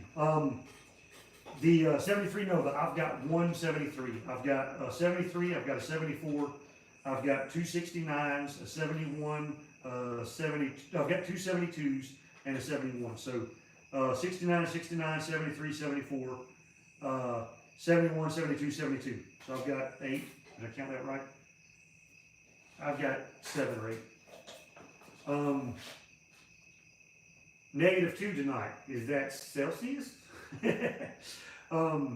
What size scoop? That is a 4-inch cow hood on Frankenova. No problem, Jeff. I want to get to that show one day. That's a pretty good ways for me, but we do like driving my 73 to any car shows, and I would love to get that one. The problem is it's in the middle of the summer, and that's my busiest season. So once I'm full-time on YouTube, hey, any day now, right? Yeah, no. Once I am full-time on YouTube, maybe in the future, maybe, that would be the kind of thing I do, is to just go to drive to stuff like that year-round. Centigrade, yeah, okay. So yeah, 68 and 69 Novas are getting hard to find. All Novas are getting hard to find in good condition. And I talked about that in my thing about the prices. A lot of guys gripe about the prices. I remember I used to buy them for $500 and they were running and driving, sure, but it's not 1988 anymore. Those days are over. People like me that want them are older. Generally, as people get older, they have more money, and they want a car that they had in high school or that they wanted in high school and couldn't afford, and now they go out and do it and they're willing to pay for it. Parts cars are cars that need a little bit of work. They're more valuable now because all the parts are available. The aftermarket has stepped up support. Like the 69 that I'm going to do this budget build on, almost every part is available for those. So even a parts car is restorable if you got enough. If you're dumb enough and you got enough money. No, I'm just kidding. Not dumb enough. It's fun. Yeah, it might get cool here. Usually around October here, it starts getting fairly cold, maybe in the 40s. We've had some 50-degree nights, 57, 58-degree nights here recently, but it warms up to 80 in the day. So, no, I did not have a smaller cow hood or scoop before. I had a flat hood, and then I had an old beat-up flat hood for this thing, but I did not have any other cow or scoop on it. So a stock hood, and then I went straight to the 4-inch. Yeah, it usually doesn't freeze here until late December, maybe January. Typically January, February. We usually have warm Christmas.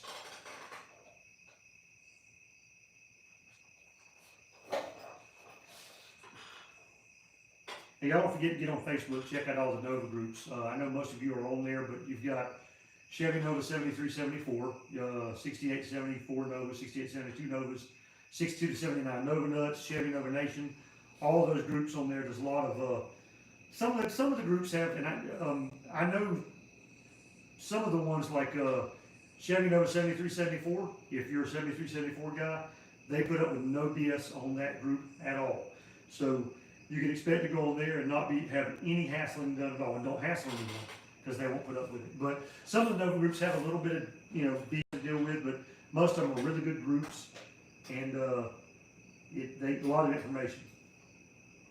Caleb, thank you, sir. I'll check that out. Yeah, it looks like I might start an Instagram thing, so I'll work on that tonight. Flipping, Middle Georgia won't get cold. Flipping works for me, guys. He's one of my employees. So, and when I say one of my employees, he's my only employee. It's me and him. Middle Georgia won't get cold until February. Depends on your definition of cold, dude.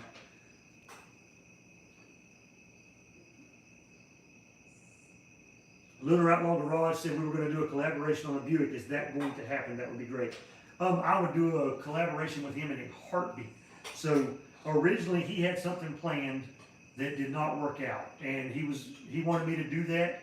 I had a bunch going on, so that didn't work out. So we will collaborate if things line up, and with COVID, and he's in New York, and they have some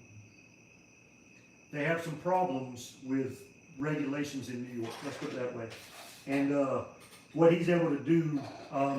And go do stuff. He was going to take his 318 back up the next garage and get it dynoed again, and never could because he couldn't get across the border. And yeah, so awesome dude. And at some point, he and I will do something together. I don't care if I got to go to New York or he drops down to Georgia. We're going to do something cool.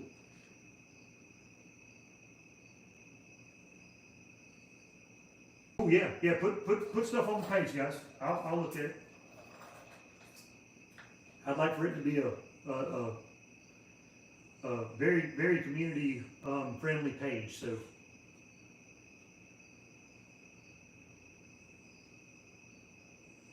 yeah, yeah.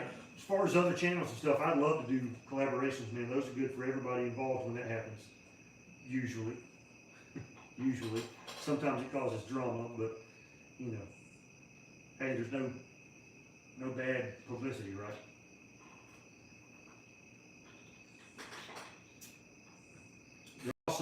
There also is a bunch of BS on YouTube. People that are just,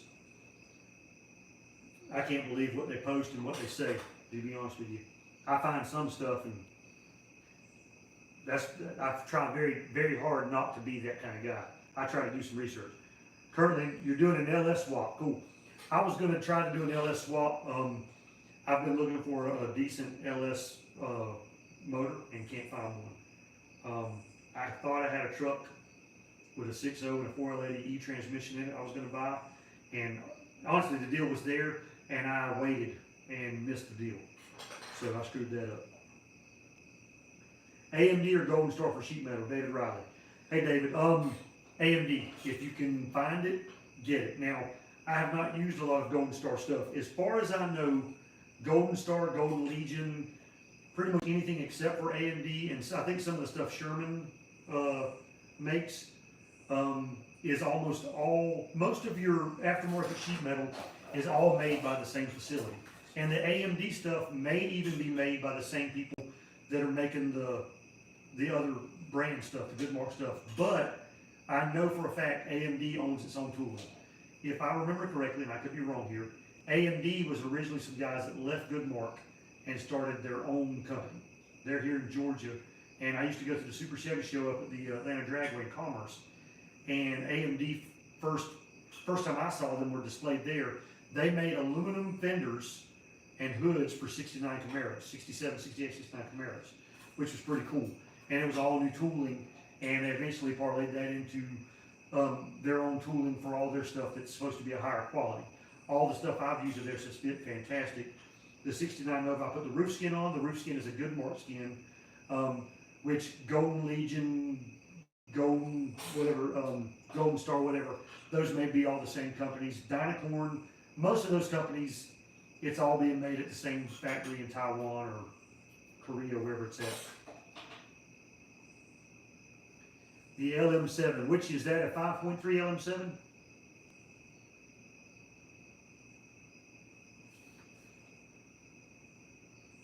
I said, I need a 4.8. I've got a turbo that I bought that's either going on that 307 or it's going to go on an LS motor, a 4.8 or a 5.3. I've got a set of big block turbo headers that I bought at a really good deal on. I may do a big block turbo in the future. Who knows? I want to do a turbo build. I've got all kinds of stupid ideas. I'd like to do a Tesla Nova. I'd like to do a 12-cylinder Nova. Pretty cool ideas, but limited time and money.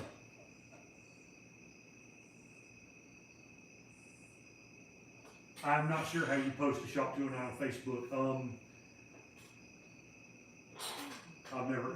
It's my page, so I have no problem posting. Maybe I need to change the privacy. When we get done with this live feed, I'll go through and make sure that the privacy is set to where people that like it can follow the page, can post to it. I'm not sure. And I don't know, to be honest with you. A Hydrobuse system for large cams, they work great. Caleb, Farm Kid Caleb is saying go to community and post on there. There you go. Thank you, Caleb.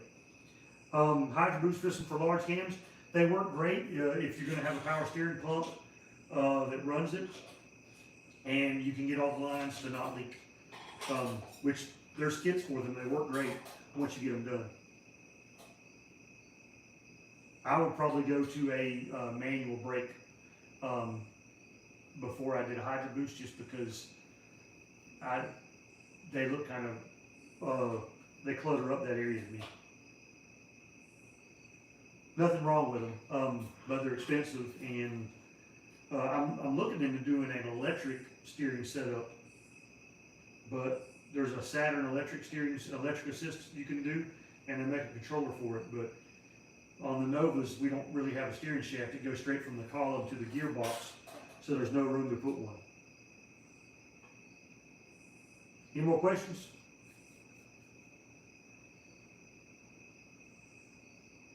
What time is it? 8:45. So we'll cut this off at 9 o'clock. That'll be 2 hours. My last one went 3.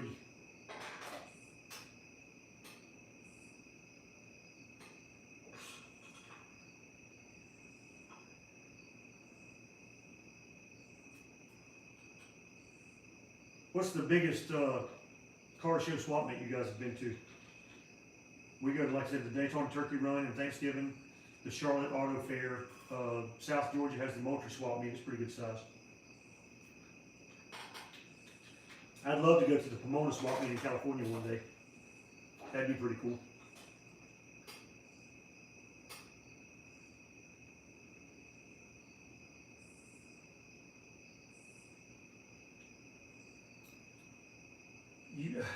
I'm not sure, Funk Kid. Like I said, we get done with live, I'll go in there and change my settings, see if I can change my settings to make it easier.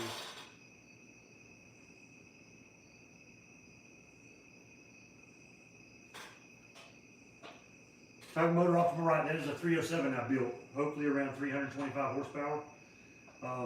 It's got a 305 HO heads on it and a 280 comp cam. In Red Deer, that sounds like it's out in the middle of nowhere.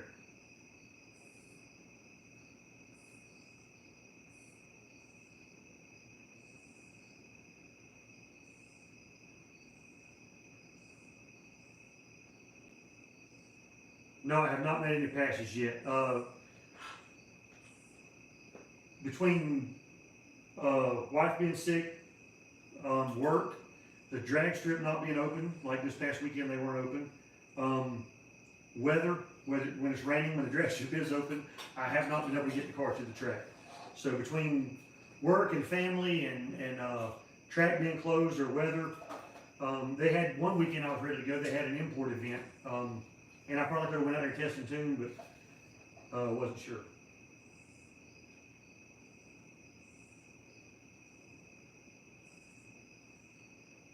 I may have to, Caleb, I may have to approve your post. I'll check on that when we get off of here. Flipping any other old cars in your YouTube channel, not just Novas. Yep, I've got the Henry J, I've got Projects Red, I've got a couple of other plans for other cars that are not Novas. But it will still stay 98% Novas. Edmonton, Alberta. Okay, I got you. My cousin used to live in Saskatchewan, Canada.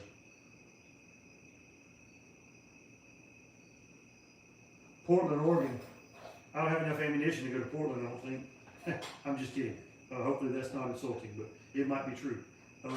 Never been to Oregon. I would love to go to Crater Lake, but that's in South Oregon. I don't think it's too close to Portland. But all the pictures I've seen of Oregon are beautiful, except for the ones of Portland. I'm being mean. I'm sorry, dude.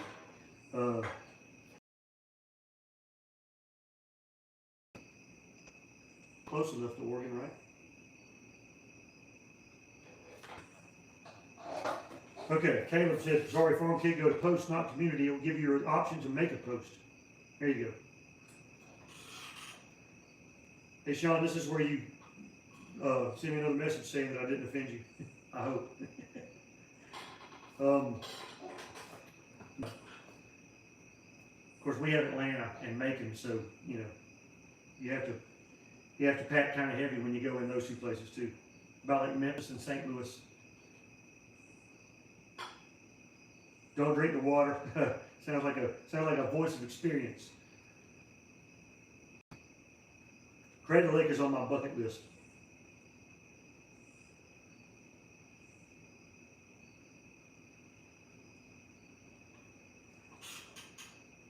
I'd like to camp on Wizard Island. That's the island in the middle of it, I think.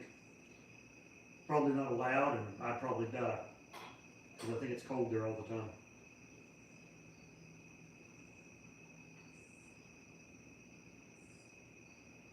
Yeah, we're constantly, when we do our road trips all over the country, we constantly look for swap meets and stuff. We found a few good ones.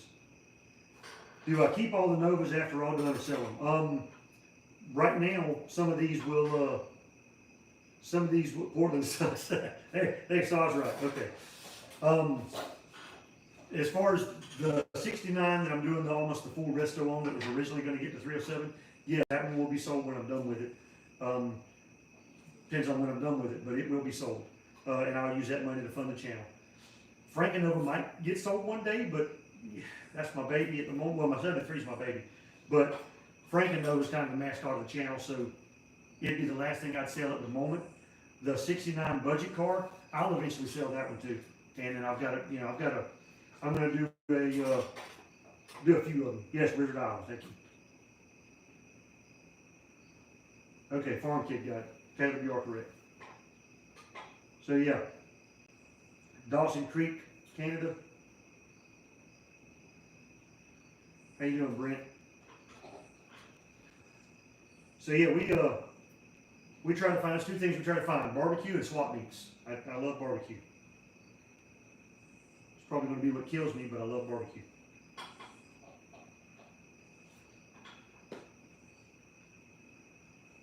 Did I see any drawbacks to dipping my car? Yes, the hate that I got. All right, so the drawbacks to dipping the car is this. You can spend the exact same amount of money on paint, on pretty decent paint, and paint the car, because I spent right at 500 bucks, I think, can't remember, 500 or 600 bucks, because I bought the sprayer that is almost like a little vacuum cleaner that blows instead of sucks, and it blows it, you know, it's a little atomizer gun. So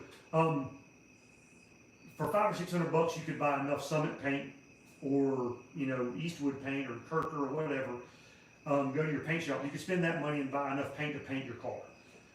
The price is the only real disadvantage.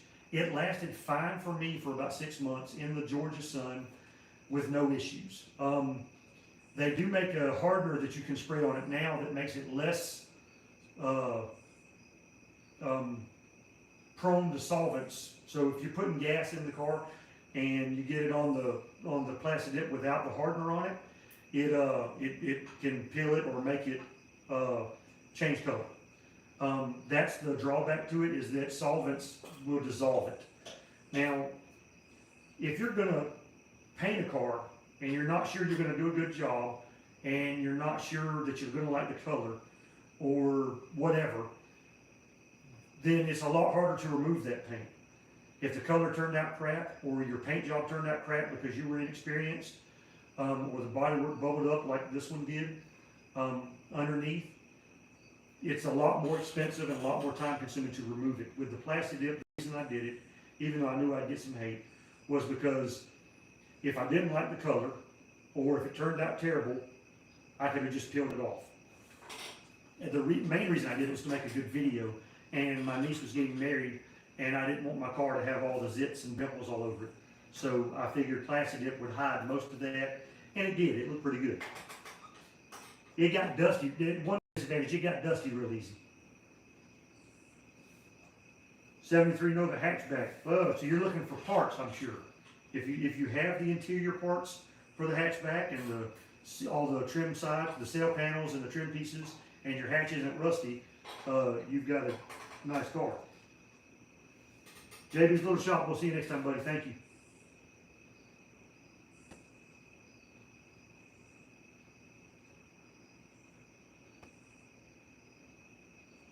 So yeah, but yeah, I'll sell some stuff when I get done working on it. And I had a guy asking about my 4-door Nova, wanting to buy it how it sits.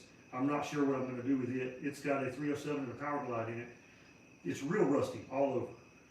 Floor pans are rusty. The back of it's real rusty.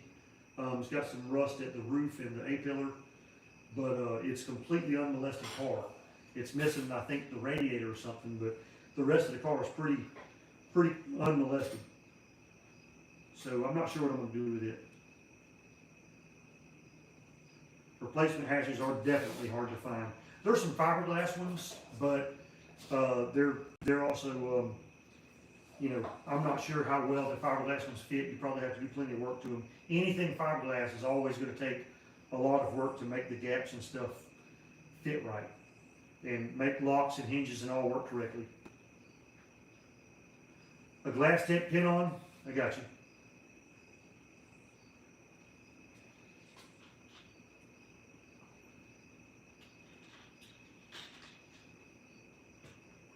I had a 79 Firebird with a VFN, I think it was a VFN Stinger hood, kind of like the Baldwin Motion hood.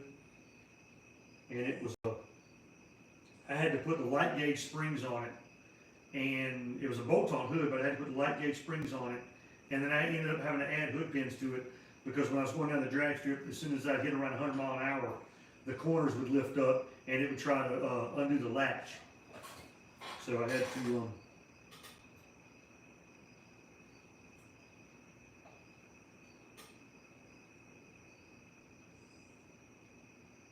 Brett Fellers, thank you for finding my channel. I'm glad you found it too, buddy.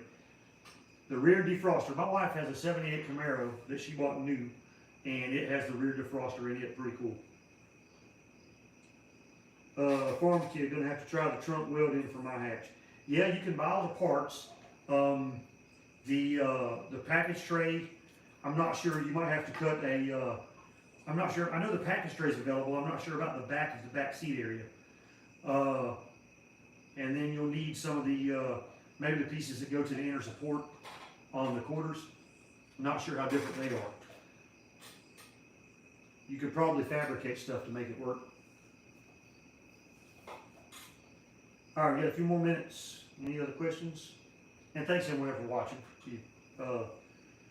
Super awesome you guys come in here and hang out with me for a couple of hours.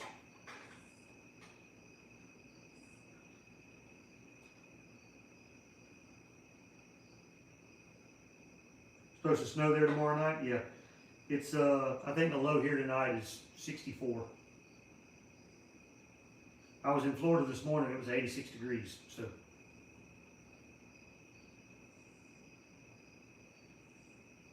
And that was before noon. Danny Lee TV, how old were you when you got your first car, and what year did you graduate high school? Graduated in 92, a year late. Should have graduated in 91. And I was 19 when I got my first car. Had to think about it for a minute. Snow Thursday here.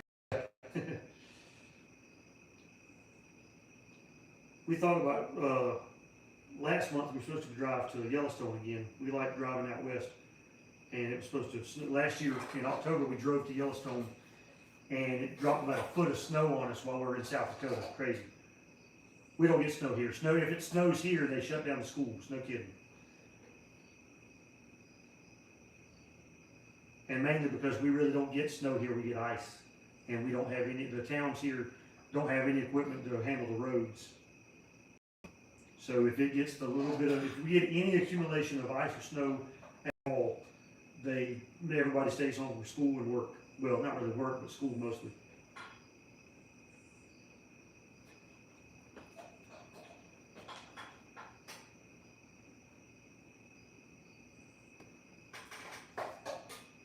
Danny Lee TV, what's your channel? You got a YouTube channel? What's on there?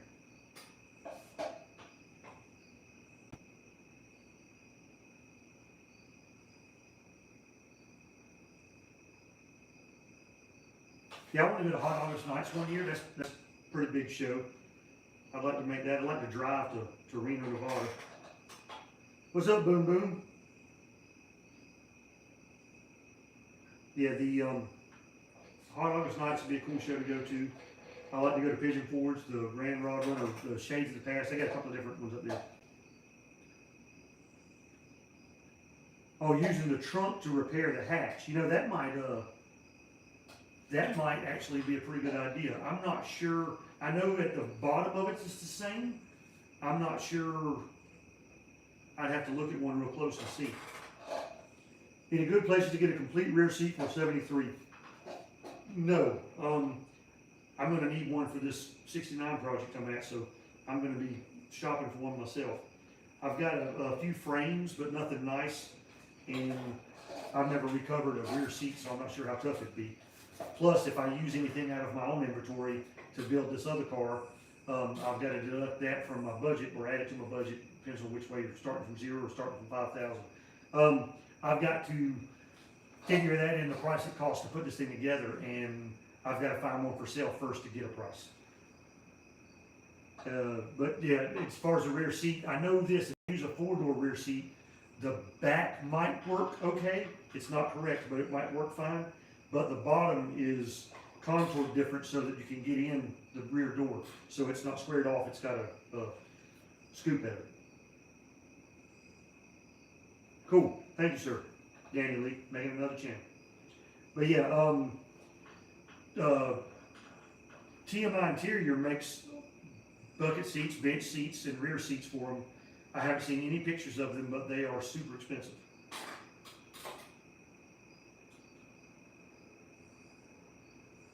Stinko, oh, I followed you on, I think I've already subscribed. Didn't you have a Stinko channel? But you might not have any videos yet, but you've already started the channel. I have followed that. The best manual training put behind a small block Chevrolet 350 and no considering manual swap. Not a Saginaw 4-speed. They pretty much have glass gears. If you put a 3-speed Saginaw in there, you're fine. They're pretty tough. But the problem is, I may be wrong on this, so if someone has more knowledge about this than me, please let me know. But I'm close. A 3-speed Saginaw and a 4-speed Saginaw are the same case. However, they took the 3-speed and they made all the gears narrower so they could add an extra gear and add a 4th gear to the 3-speed, hence the Saginaw 4-speed. And when they did that, they made them very fragile. So the 4-speeds almost couldn't handle the 250 horsepower stock engines. If you get any kind of traction or wheel hop, it breaks the transmission first. The 3-speed Saginaw is supposed to be pretty tough. A BorgWarner T10 is cheaper than a Muncie, very strong, and then you get a Muncie. And as long as it's built right, most of them, even the Saginaw, will be fine if you're not out there beating the snot out of it, doing neutral dumps or wheel hop and all that stuff.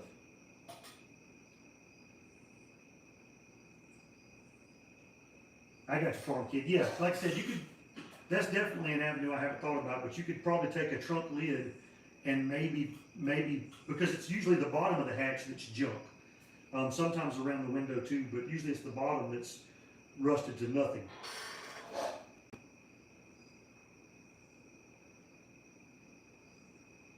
And honestly, if I was going to do a manual and I didn't have to worry about money in a small block Chevrolet, I would put a 6-speed in and have 2 overdrives or something like that. But that gets super expensive. Plus, I think you have to cut on any of the 6-speeds. I think you have to cut the transmission tunnel a lot to make everything fit.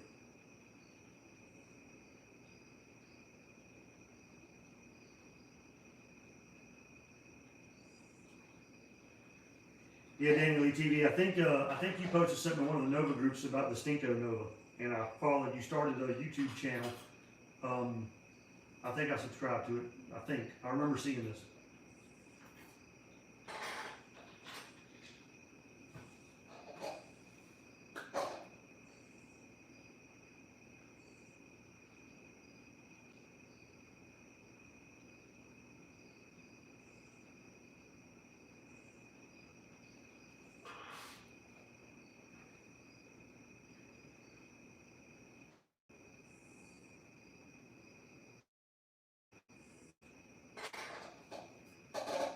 $427. Small block or big block?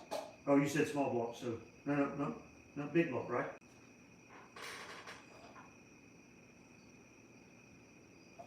Starting to rain.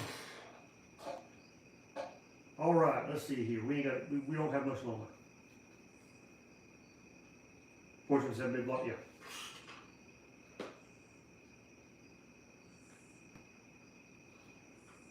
Sorry guys, I'm going to get this figured out where I can look at the camera instead of looking at this over here, and the sound will get better. I was going to go live a week or so ago, a couple of weeks ago, but couldn't get the internet worked out.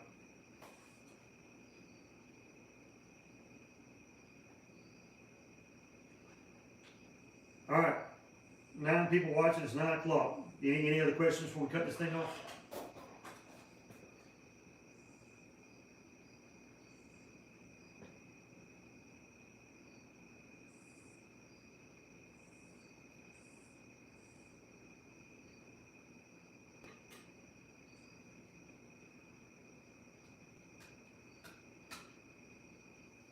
I'm gonna finish editing up the video. As soon as we get off of this, I gotta finish filming the budget build introduction, and we're gonna I'll be posted up tomorrow, and then I'll have another video every 3 days on that build series until it's done, and hopefully that's done in the middle of November, and then we drive that car to Daytona.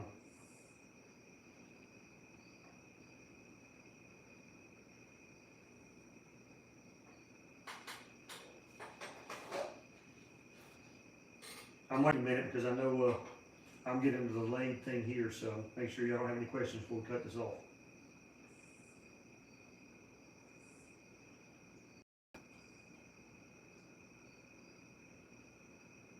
What positive rear end do you prefer for a stock 350 and turbo 350 trans setup? Pretty much whatever. 8.2 10 bolt is fine, unless you're drag racing with a lot of horsepower. I mean a lot, 450 horsepower, and 8.2 rear end is going to be fine. Probably upgrade the axles. They're going to be weak no matter what, but an 8.5 inch 10 bolt is even better. It's pretty much as strong as a 12 bolt. The ring gear on a 12 bolt is bigger. Everything else is the same on an 8.5 inch. Well, let me take that back. A 12 bolt has 30 spline axles. 8.5 has 28 spline. As far as the center section goes, the pinion gear is the same size on a 12 bolt and an 8.5 inch 10 bolt. The ring gear is 8.5 inches on the 10 bolt, and on the 12 bolt it's 8.875. So it is a 1/8 of an inch larger. I'm doing the math. Yeah, I think something like that. Anyway, it's larger on the 12 bolt. The ring gear diameter is, so your tooth engagement is a little bit different with your pinion gear and your ring gear together. So it is stronger, but barely.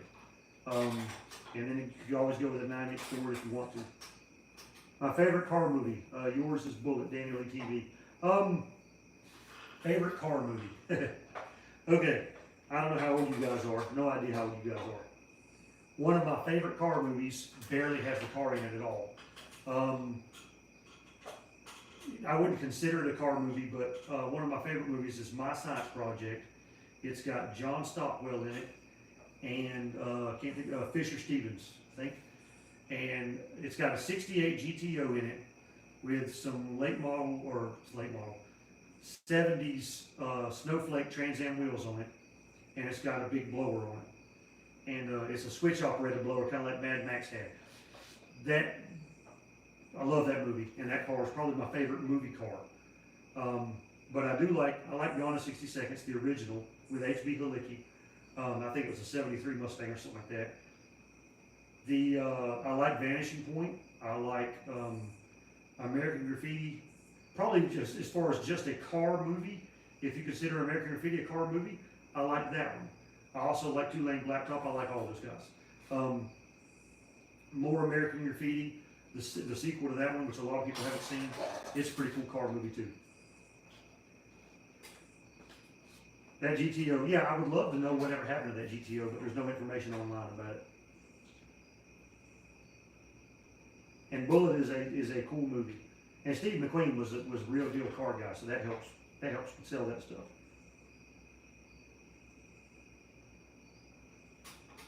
Tony, he's old enough, he knows. Yeah, so I'm a child of the 80s, so any of the 80s movies and 80s music is what I grew up on.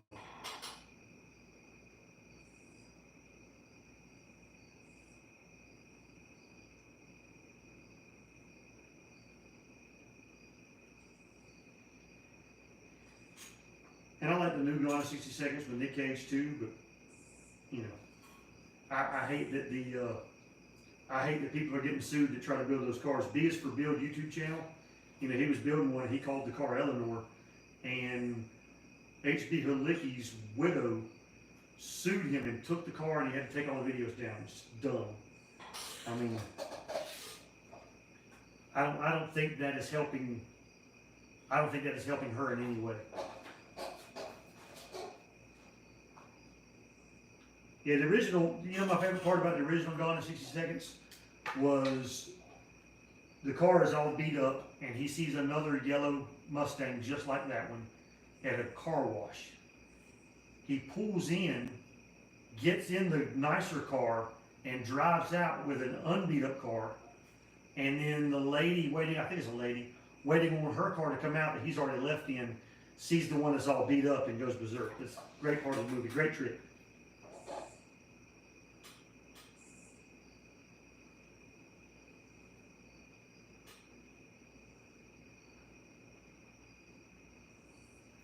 Yeah, it was thrashed, definitely.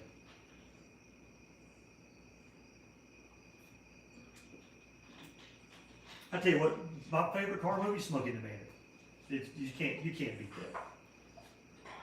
We ain't never not made it yet, have we? Death Proof was pretty good. Yeah, Death Proof. Okay, I liked Death Proof, but because Kurt Russell is one of my favorite actors of all time. Big Trouble in Little China, it's all in the wrist. But the problem with Death Proof is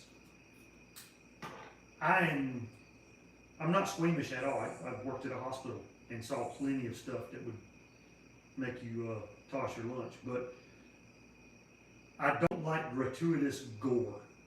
And Death Proof had plenty of that in there. So I can't remember if I even watched the whole movie. So anything with just gratuitous gore in it, I take that back, because if it is silly, gratuitous gore, this is way off subject of my channel, but this is just me talking. In a movie like the old movie, the Toxic Avenger movies, or Turbo Kid, where it's almost hilarious, that kind of gore is one thing. It doesn't faze me at all. But gratuitous gore, like in the Scream movies or a lot of your modern horror movies, it just, I don't like it. It doesn't bother me, I just don't like it.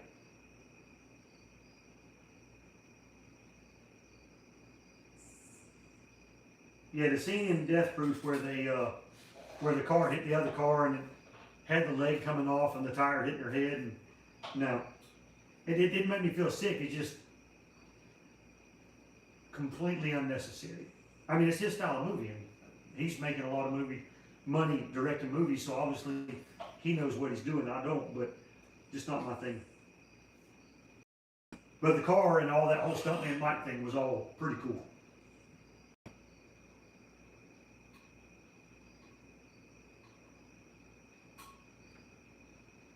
And I like old scary movies with a little blood and stuff. You know, the original Halloween movies and Friday the 13th movies, stuff like that. I like those, but they didn't have cars in them, so. And I've got somewhere I bought a long time ago. I bought a DVD with a bunch of 50s B movies that are all car movies, and those are pretty cool. They're terrible and they're great at the same time. All right. Anything else? But we're back up to 17 people now. Is it the same people, or we got new people watching? Introduce yourself. Comment.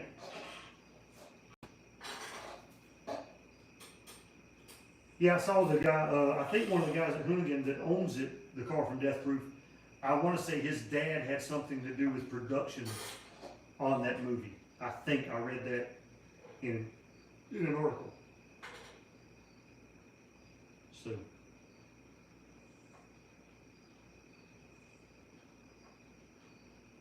But yeah, it's yeah, like I said, it's a cool movie, and I can't remember if I finished watching the Death Proof movie. His dad was a stuntman. That's right. Yeah, I knew he had something to do with that.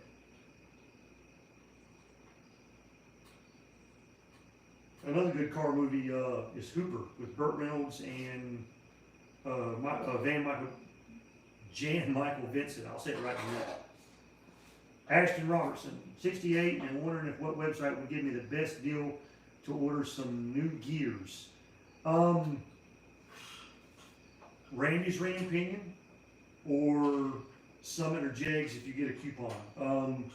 A lot of times, a lot of websites, if you go to order new gears, they will They will have, if you haven't got an account set up with them yet, as far as just an email account, they'll give you a discount for signing up to an email account. So you can do that, call Randy's Ring Opinion, tell them what you've got. I haven't dealt with them in a while, but I ordered stuff from them a long time ago, and always super cool to deal with. Unless you mean knee gear. You wrote knee gears. I assume you mean new. I don't know what knee gears are.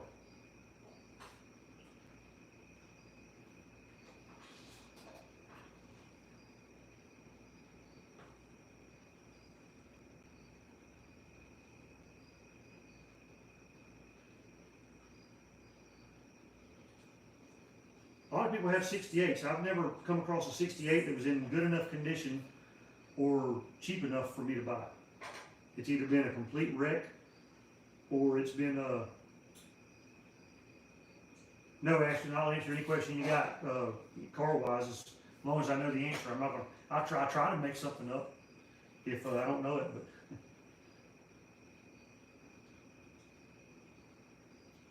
Chevy is my main forte, so.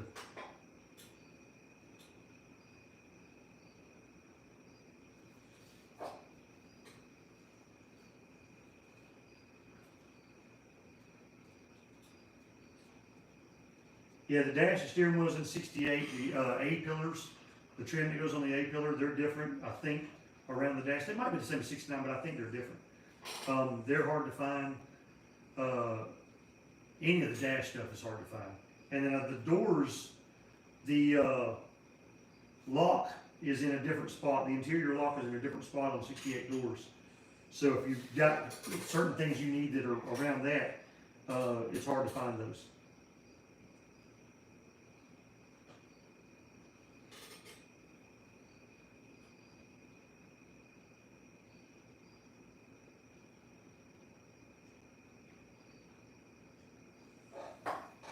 But yeah, it's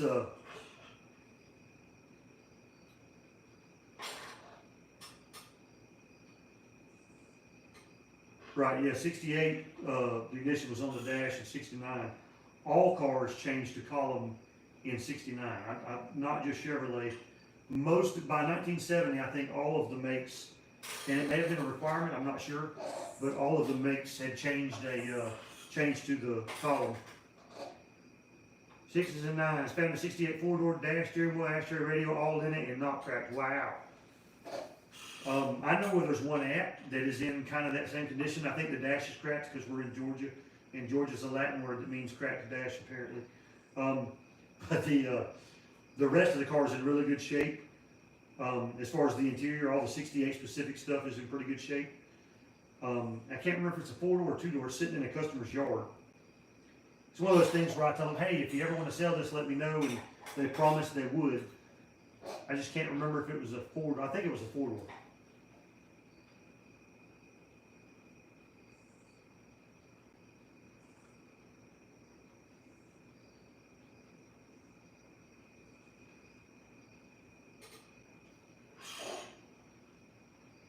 See, y'all did it again. I'm back at 2.5 hours again, close to it. Y'all keep drawing me back in.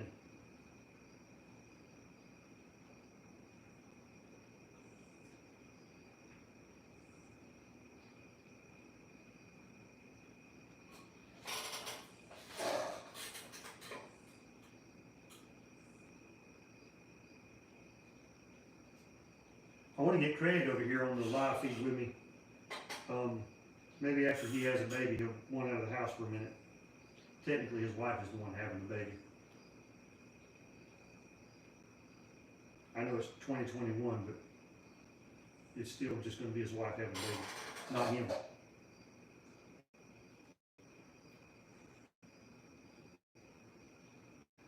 76 Nova Concourse headliner molding, headlight molding. You can try some of the. There's a lot of around the country. There's a lot of. I mean, obviously try eBay.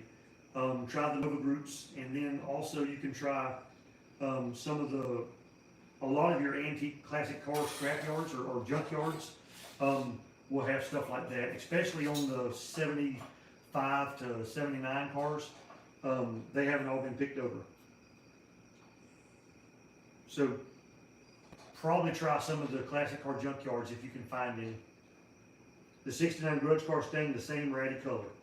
Okay, so the original, everything on the car's been changed except for the doors. So it's all the black EPD coating at the moment. But the original color was a GM frost green or lime green, whatever you want to call it. So the 69 light green color. I want to paint it silver, but silver's a hard color to paint, and I'm no painter, so I don't know if I'll paint it that color yet. I'm not 100% sure how I'm going to paint it yet. The 69 Nova, the budget car that I'm building, it's going to stay ratty for the moment. Franklin Nova's going to stay ratty for the moment, even though one of them is going to get a rat. 68 together for street duty, and then I'll start on the big block swap in my 2-door 70. Cool. So you got a couple of Novas. That's awesome. My wife wishes I only had a couple of Novas. I'm just kidding. She's very supportive.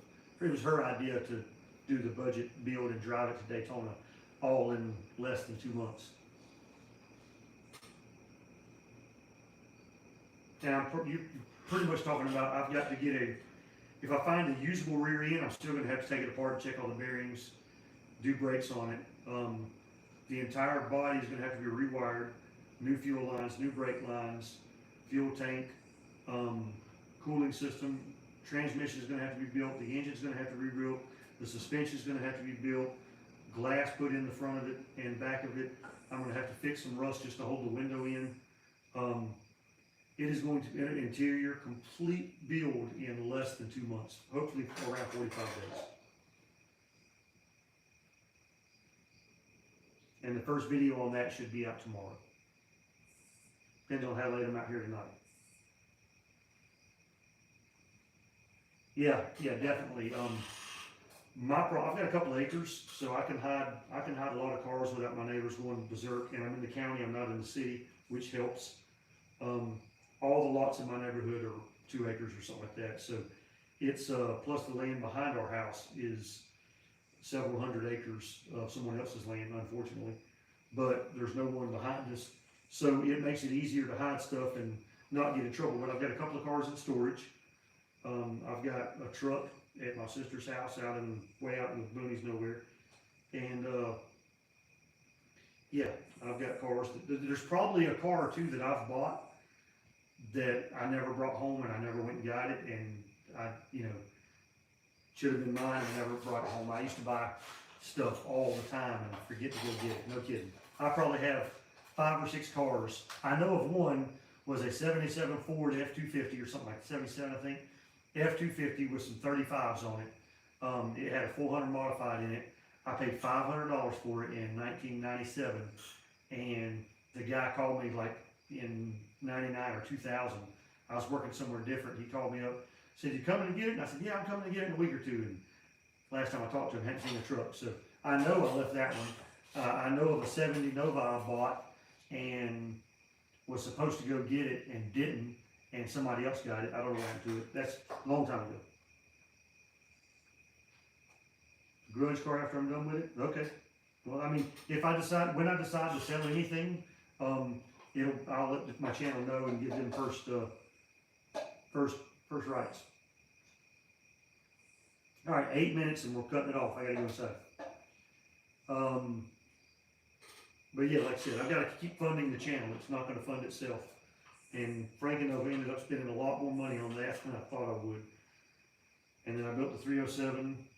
I'm building the 69 grudge car. Like I said, it turned into a full-blown restoration. And then I'm fixing to start this other one, which is not going to cost. It'll probably be the cheapest one I've built.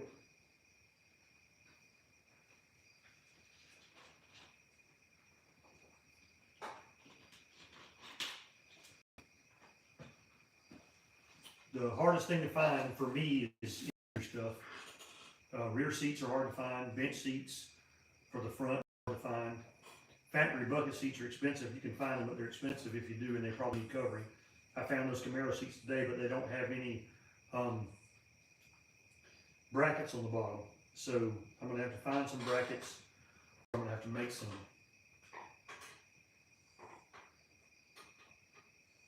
Yes, you're right, Dan. That's exactly what I'm saying. The hardest part to find is the seats. I'm hoping I can find a rear seat for the 69 budget build and not have to use what I've got and make it work, because it's hideous looking and it needs to be recovered. Big guy, what's up? Yeah, I'm not gonna have that problem. All these shorts.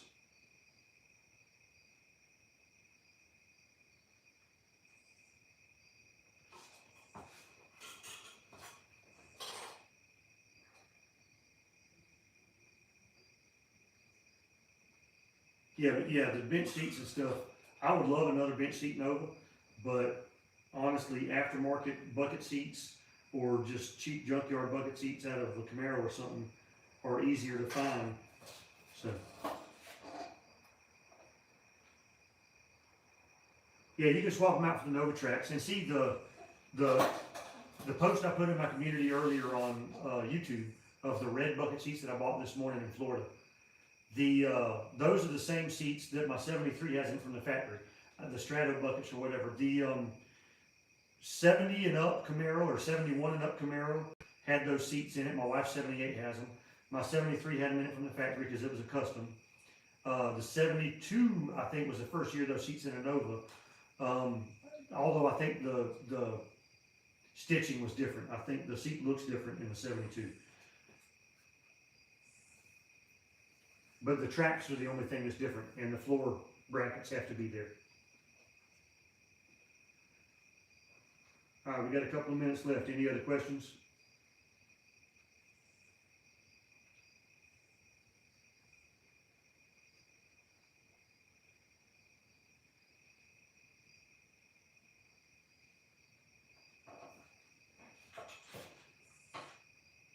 The real deadwood. Standing still because you're waiting on parts. Man, I'm living that life right now. My buddy has a race car shop, machine shop, all that kind of stuff. And he spends more time looking for parts right now than anything else because it is so hard to find parts. I've had good luck with this budget build. I went ahead and ordered my stuff. I was going to start on everything October 1st because I wanted to start on it October 1st and have it all done in 45 days. But I also didn't want to wait around for a week to get parts before I could do the first video. So I ordered stuff about 10 or 12 days ago. I started ordering brake lines and fuel tanks and stuff like that. And I got most of the parts I either order from, sometimes I order from Amazon. I usually put links in my description of videos from Amazon because I'm an associate there. But I do usually Summit Racing, Jegs, or some of the other vendors. I ordered these brake lines. I ordered from Inline 2, Right Stuff, Summit. Ordered parts from Amazon, Rock Auto. I ordered from a bunch of different places just so I could get stuff here without having to wait a month to get it.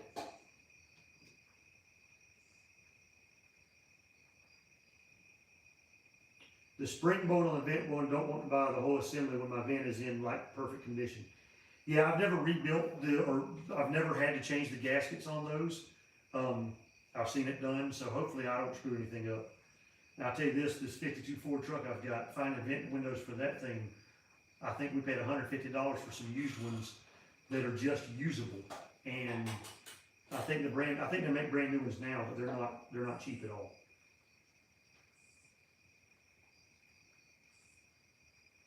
Yeah, they are a pain. I've looked at them hard enough and seen other people do them enough to know that they're a pain.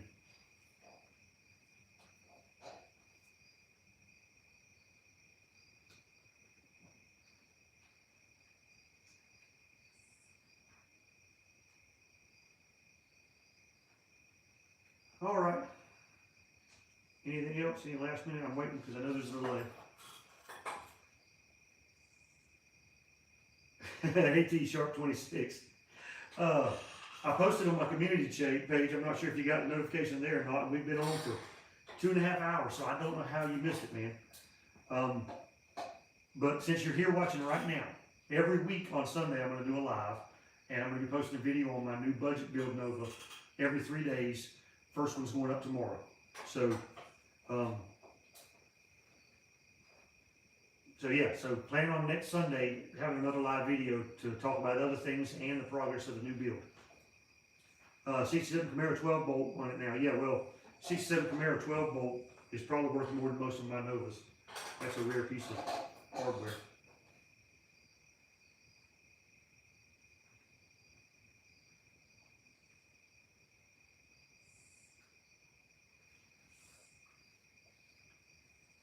Yeah, so I'm gonna be looking for a lot of parts for this budget build. I'm trying to buy as little stuff new as I can. The weather stripping will obviously be new. The brake lines, fuel lines, and all that, I've already got all that stuff. A lot of these front end parts, all this is for that build. Stuff that you really can't get used, or that you wouldn't want it if you could get it. The factory traction bar setup one, wow. Dude, that's some high dollar stuff.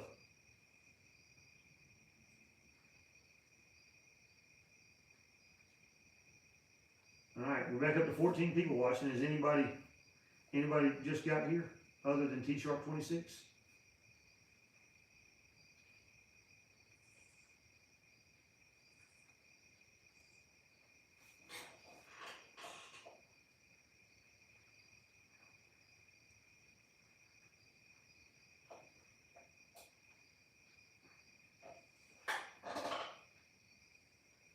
Alright. Alright guys, well listen, I appreciate everyone commenting, watching the video, hanging out with me tonight. We went over a lot, we was here for 2.5 hours, and I'm going to post that other video tomorrow night. I'm going to finish it up. It might be too late at night to finish it up. I'll finish it up in the morning, and the first video on the 69 Nova budget build, I still got to find a cool name for it. Franken-Nova is a pretty cool name. I got another name picked out for 72 that I'm going to build super cheap. But this one, I need a name for it. So I'm going to figure that out. Thanks, Brett. Appreciate it, man. I'm going to figure out a cool name for it. If you guys have any suggestions, comment on my community pages or on my other posts or my next live feed. We'll figure if we come up with a cool name for my parts car Nova. But we'll see you guys next Sunday night live. And I will post at least 2 more videos between now and then for the budget build and then some of the other stuff I'm working on. So, all right, guys. Y'all have a good night. Appreciate it.